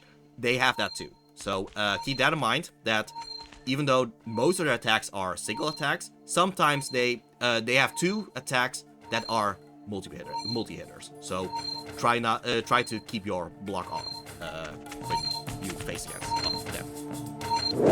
Alright, Keyled Lion. Well, we did want to fight the Keyled Lion here. And a Great Spirit Elixir. Alright. Okay, so I want to talk about how to navigate this labyrinth. Very fine.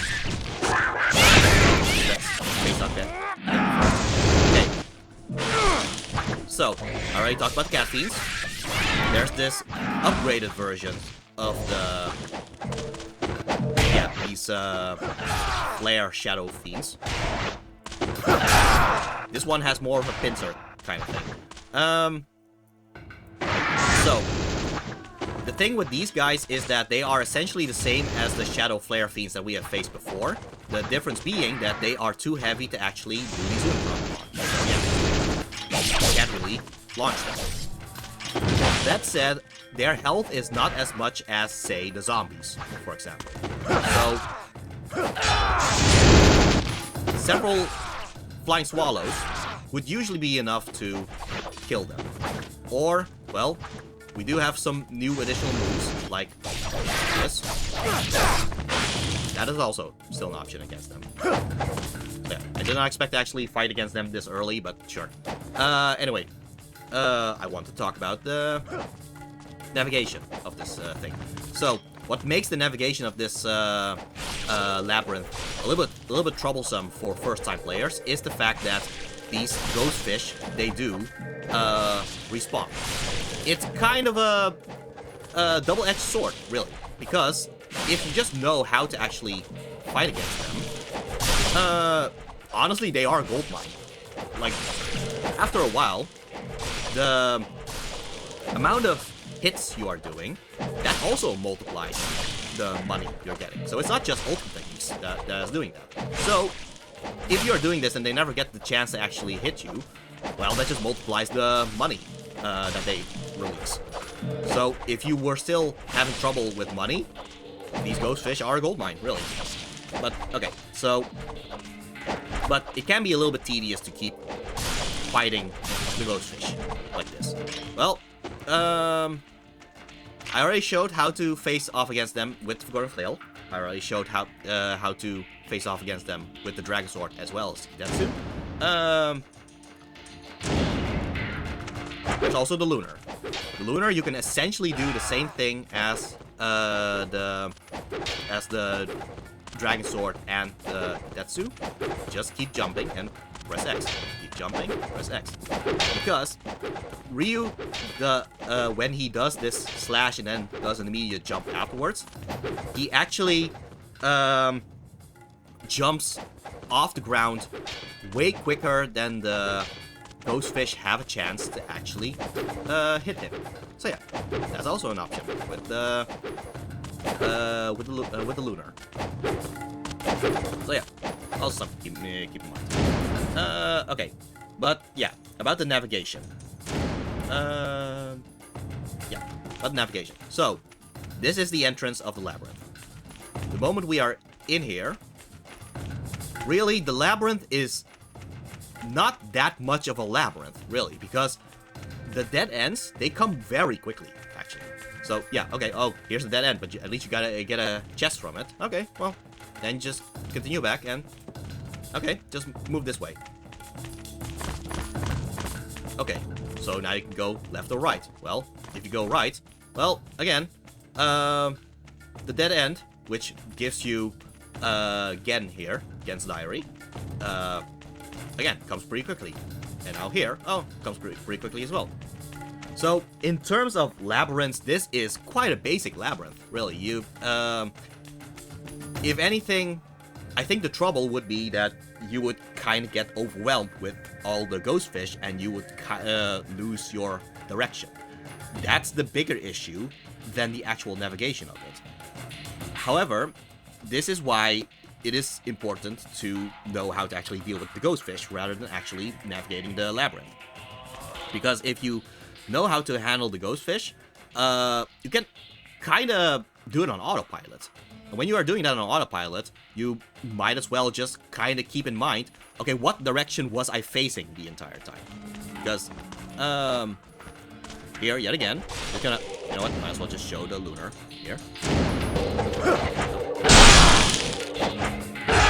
Yeah, do mind the fact that you are actually jumping towards walls, which will do the wall jump thing, so yeah. But yeah, yet again, I'm just jumping and using the X attack.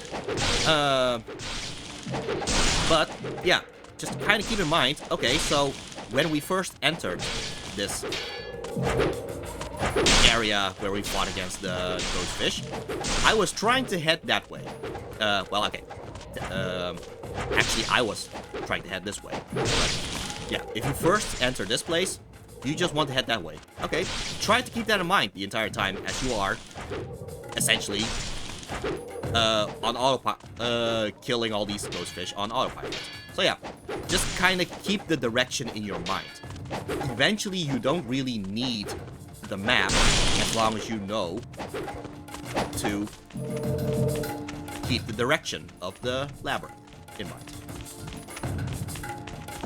Because really, the labyrinth is pretty linear.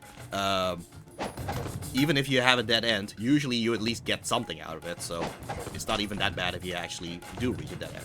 And even so, okay, so there's a door here, and you needed a key. Okay, well, all you need to do is just continue forward. And as you continue forward, well, we had a whole fight here. And, well, there you go. That's where we got the key. So yeah, just return, and, oh, right, there was a door here that we have a key of. Again, it's really not that difficult in terms of a labyrinth compared to, say, the likes of Alone in the Dark or something. So yeah, just something to consider there. Use the key of Lion. Okay, yet again. Okay, so you can go to the right or you can go to the left. At the very least, to the right, you already see a safe statue there, so that's something to keep in mind. But okay, let's say we go to the left instead. Oh, look at that, the dead end wasn't that far anyway. So, and we got a golden scarab out of it. If anything, you kind of want to reach the dead ends, really, just so you can get all the collectibles. Okay, you can go to the left or go to the right. We do know that there's a safe statue here. Also, keep in mind that those torches with yeah, they light up whenever you pass by them.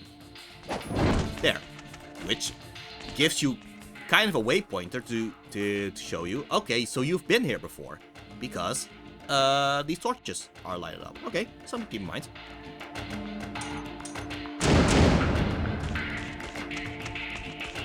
Yet again, here's just a dead end, but at least the dead end gives you something, like the 50 bucks.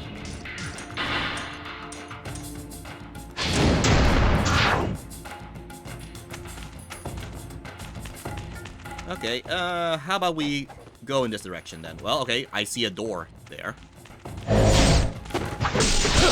Okay, so here's the problem with the ghost fish for a lot of new players.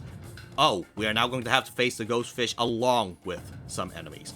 What are we going to do? Well, one option is to just try to do the same thing, just away from the enemies. If that is, of the pincer enemies. If that is too troublesome for you, there's still the option of Ninpo.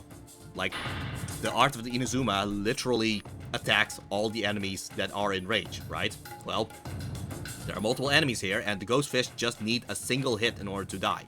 So, just use the art of the Inazuma. And dealt with all of the ghost fish, as well as those enemies even. So, yeah. So why is this useful? Well, the ghost fish actually sometimes release red essence, which means you just refill the Ninpo anyway. So, yeah. Even without weapons, you actually have quite a lot of abilities to just get past them.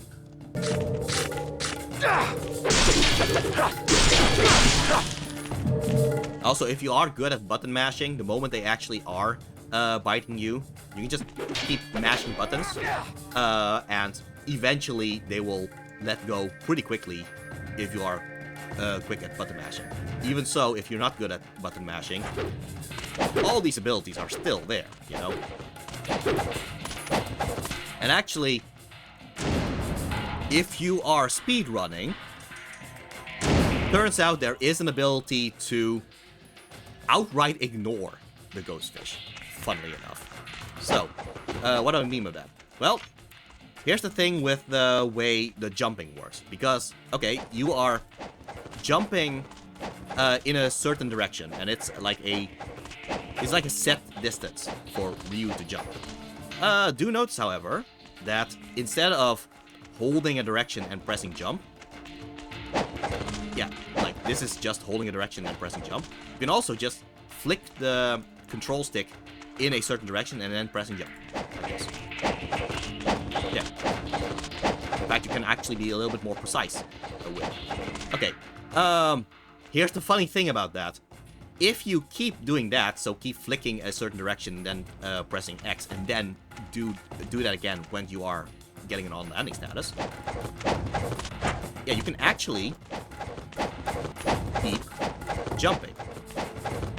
Like, normally, I would say try to practice rolling after a jump. But as a fun little quirk, yeah, just to show that what happens if you just mash the jump button as you are running. Yeah, there would be a little animation of Ryu running first before he actually jumps. But if you instead flick forward and jump at the same time, he just jumps immediately. Which, as a funny little quirk in the programming for some reason, if you master this, you can just skip past the ghost fish. There. The ghost fish have no chance to actually hit you. Funny how that works, doesn't it? So, yeah, again, just gonna get past them. Oh, yeah. Honestly, the walls are more of a danger than the ghost fish at this point. Yeah. But yeah. So even if they're... There, I'm showing how you can just button mash your way out of Even if there are many abilities to fight the ghost fish, if you just want to get past them, you can. You just do this. It takes a little bit of practice to press jump along with a direction immediately. But yeah, there's nothing the ghost fish can do against you if you do that.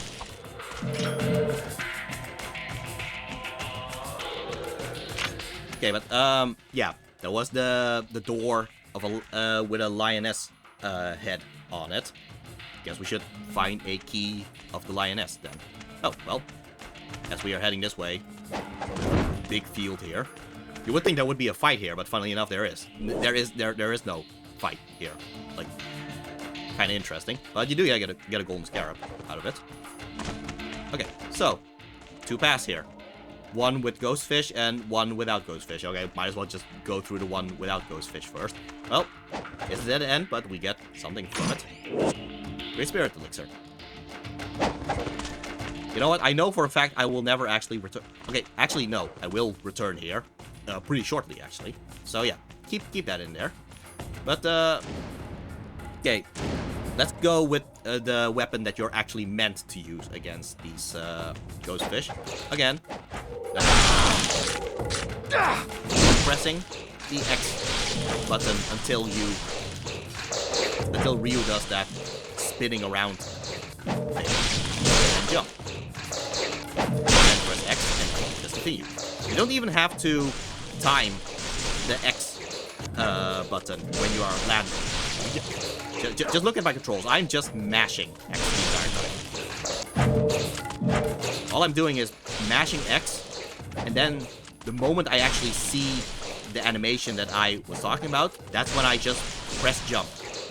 And I keep mashing X again. So yeah, no real timing is involved here. Just have the knowledge of how you're supposed to do these sequence of that. Anyway, Muramasa has left a statue here as well, of course. Key of the Lioness. Well, there you go. So, here's the funny thing about the Key of the Lioness here. Depending on which difficulty, either the Key of the Lioness is over here, or the Key of the Lioness is, in fact, over here. So, in some difficulties, which are supposed to be the more difficult difficulties, actually, it is actually easier to get the Key of the Lioness. Still, you might as well just get through the part with the ghost fish, because, again, you get a bunch of money from it. Okay, I did say I was going to return here to get the Great Spirit Elixir. Thing is, we actually healed because we fought against the ghost fish and they released blue essence, and now we are at full health, so yeah.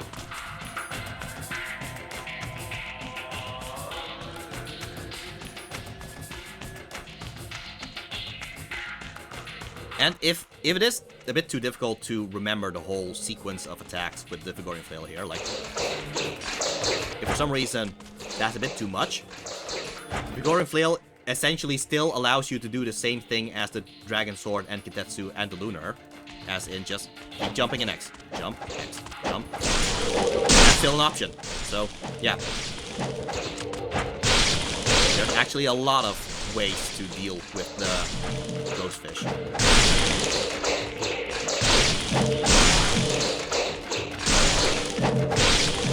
I think the problem that a lot of first-time players have with the ghost fish is that they think to just keep using attacks while on the ground.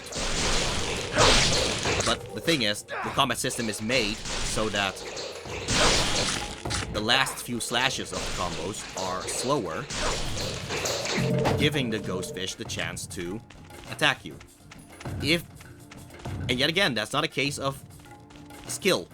That's a case of knowing what you are actually supposed to do, which is to jump in order to cancel the combo and just continue from there.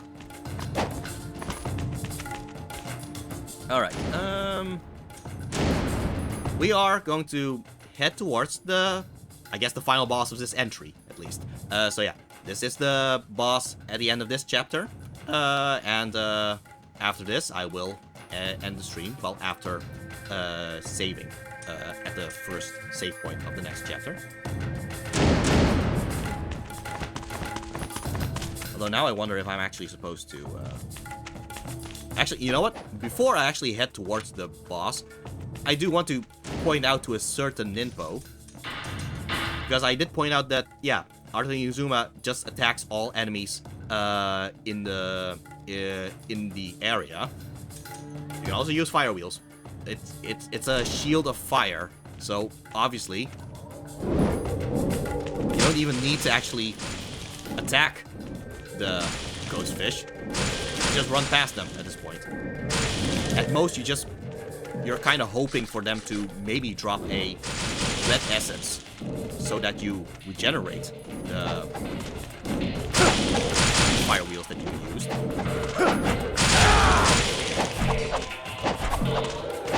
Still, that is an option to keep in mind. There you go. Got a red essence. Got 2 of them, in fact. So yeah, there you go. Completely refilled. Alright, but yeah, let's get the tiebreaker fight between Ryu and Doku. Doku won once, and Ryu won once. Let's see who gets the tiebreaker. Use the key of Lioness.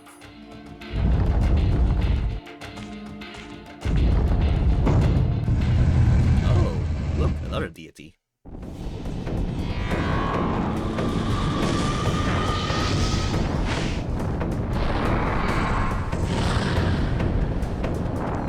Alright, so remember the first time we fought against Doku? Spirit Doku is essentially the same, really. The only real difference is the fact that he is kind of flying, which means that, yeah, he's kind of flying, and he's also a little bit, he does more damage, I guess. But here's the thing, because he is flying, that means that a bunch of your combos that are in the air can hit him now. That was not the case in the original fight. So something to consider. Yeah. That, and he has this new grab attack where he actually extends his arm. Well, it's not so much that he extends his arm so much as he makes his arm hover towards you, I guess. Yeah, like that. So do keep that in mind. But as is the case of all the boss battles of Ninja Gaiden, don't immediately go in attacking. Try to study what moves he has first. Okay, so he has an uppercut attack similar to this uppercut attack, of course. It's almost like his moves are meant to be a mirror of your moves or something. Okay, so in this case, he doesn't so much throw the sword so much as keep holding the sword as he makes his hand fly along with it. Still essentially the same attack. Alright. A little bit too much. Alright. So, again, Doku works like you in terms of how his attacks have a recovery frame afterwards. Just like how you get attacked, how you can get attacked if you are finishing a combo. Just know which combos he is using. Also, when he does grab you, you actually do have the ability to button mash and get out of the grab. So, also something to keep in mind. That charge attack, you cannot block against that one, so keep that in mind as well when he does that. Yeah, it's a similar animation to when you are charging. So, keep that in mind. But yeah, okay, so recognize his moves and just start attacking after his attacks.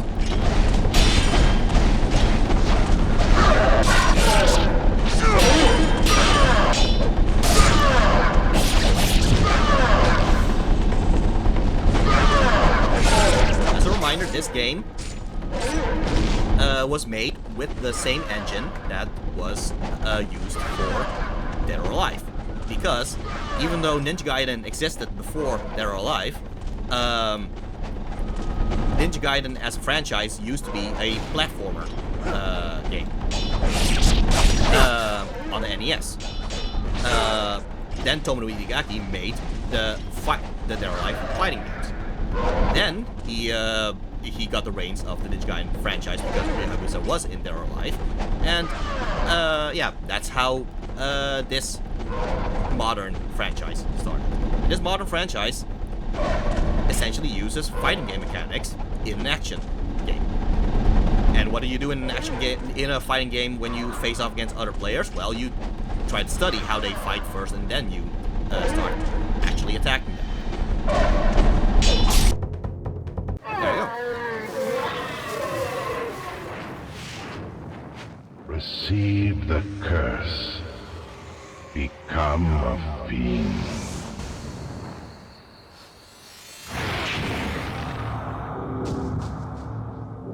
Oh no, Ryu is getting cursed. I'm sure this is the last time this ever happens with Ryu.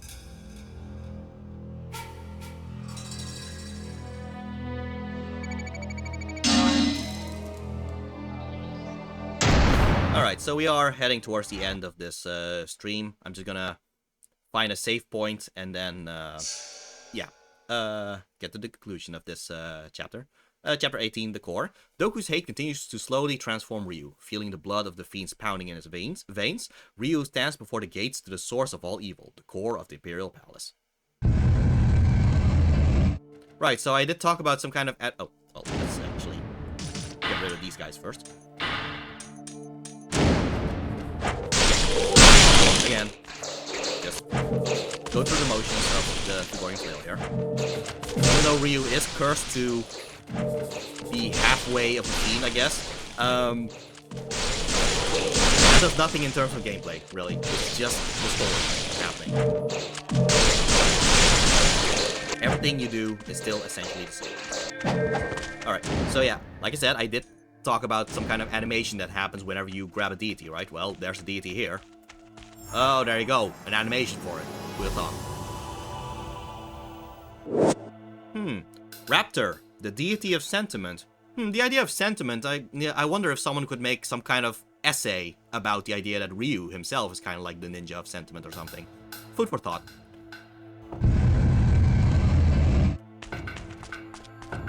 Alright, so, yeah, oh, actually, might as well just show this. Oh, so, yeah, we've gone through all the labyrinth without a map or something. Corpse of Ninja, killed before he was able to complete his mission. He's holding something.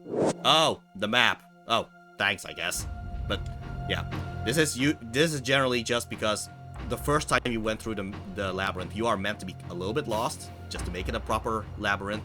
Now that we have gotten past it, there's no need to actually be lost anymore. So, if you need to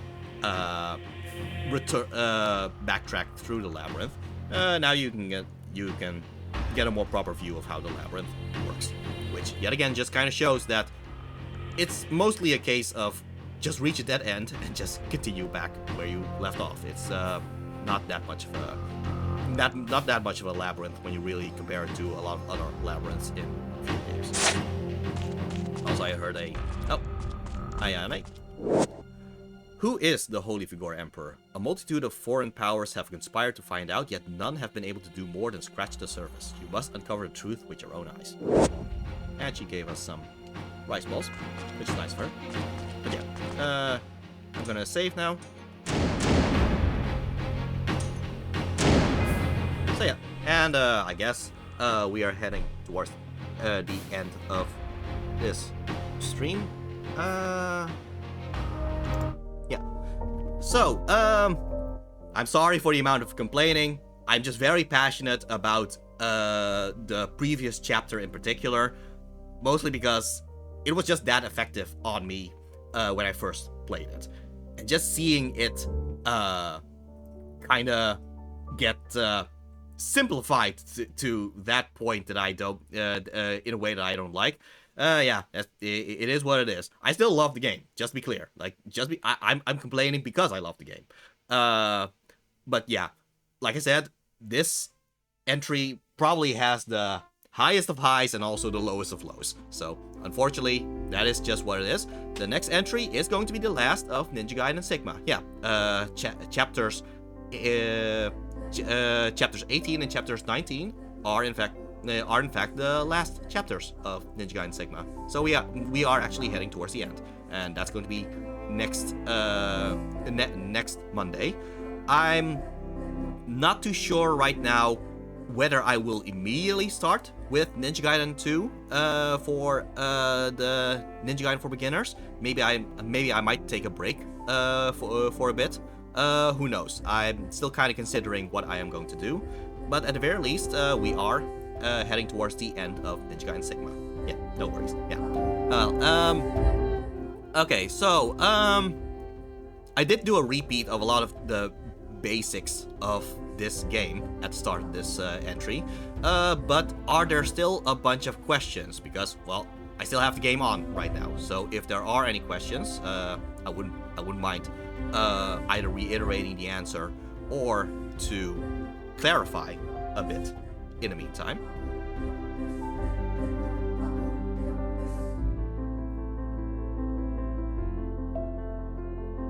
Also, nobody redeemed a hydrate, but I'm just going to do a hydrate right now.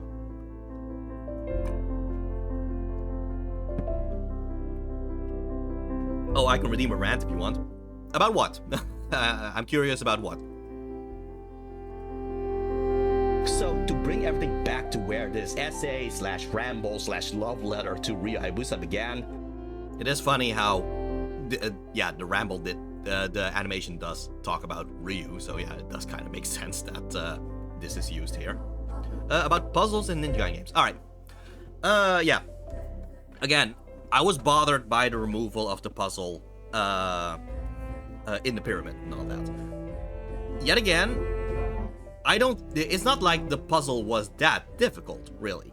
The puzzle was mostly a case of, okay, so just try all the doors. One of the doors will lead to a room with a bunch of tablets, and the tablets are in the wrong slots. All right, put them in the right slots.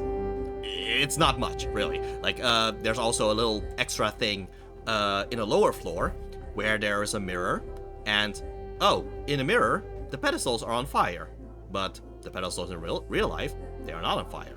Oh, what if I light it up with either explosive arrows or with Ninpo? Oh, there we go. Now it's the same as the mirror, and now I get a Jewel of Demon Seal from it. Yeah, they moved that Jewel of Demon Seal to the to one of the previous areas instead.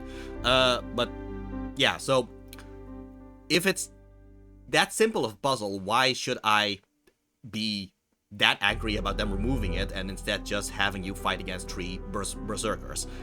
The issue I have with it is because there's a variety to it. If it's just fighting one after another, you are not really taking in the atmosphere anymore. You are simply getting an adrenaline rush going from one fight to another. And just to be clear, that is the case for the next Ninja Gaiden games. Well, granted, Ninja Gaiden 2 also had some puzzles, but they removed that in Ninja Gaiden 2 Sigma and Ninja Gaiden 2 Black. So that's another issue. But yeah, by the time we actually reach Ninja Gaiden 3, no more puzzles. It is just straight fight against fight against fight.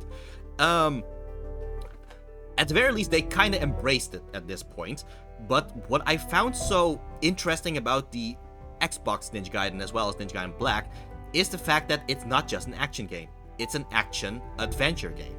And that feeling of adventure, that elevates this franchise to being more than just fighting. Yeah, so because of the adventure, that is what drew me into the story, really. Because even though the story, it's not the deepest of stories at all. Or not the most complex stories, I guess. It's not the most complex stories at all. In terms of story, it is just a case of, okay, so the main character, his village is destroyed. Here he is on a vengeance quest. It's kind of John Wick in a way. But it's not about how complex it is about how the emotion feels while you go through it. You don't need a deep story so long as you just properly feel alongside the character and all that. I connect with Ryu Hayabusa because even though he doesn't say much, I do feel what he is going through. And if you distract from that by just having fight after fight after fight, it just doesn't make Ryu a character anymore. It just makes him a vehicle for your destruction.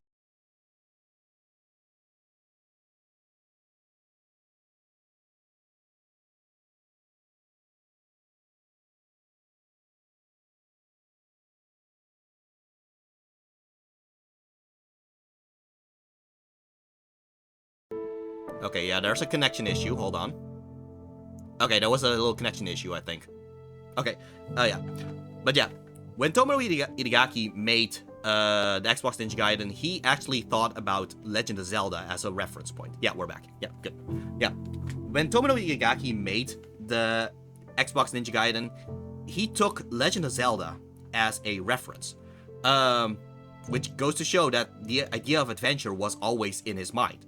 Even in the original version of Ninja Gaiden 2, the Xbox 360 Ninja Gaiden 2, Tomonobu Itagaki still had adventure in mind, even though the gameplay was streamlined to the point that there was a lot more fights.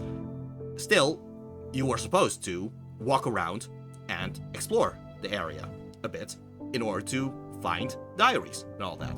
It just allows you to take in the world. The moment that Tomonobu Itagaki left and Yosuke Hayashi took over, Ninja Gaiden 3 was one long cinematic fight after fight after fight. And to be fair, Ninja Gaiden 4 also continued in that trend, mostly because, well, Tomonobu Itagaki is no longer here to make Ninja Gaiden games, so Yosuke Hayashi's vision is there. At least they leaned into it at this point. So, yeah, now we have to take in the world through the cutscenes instead. And to be fair, there are more cutscenes now, so at least there's that. Still, the puzzles allowed you to take in the emotions while the gameplay is still going on. It's not difficult. It's not like they're the biggest brain teasers. Like, I don't know, The Witness or something, but it is at least something to distract you away from the fighting for a bit and instead just enjoy the world. And that is what the puzzles are for me. So yeah, just had a little reference there. But yeah, I guess that's my little ramble about puzzles. I do wish there are more of them in the franchise going forward. But knowing who is working on Ninja Gaiden now, I guess I'm just kind of accepting the direction.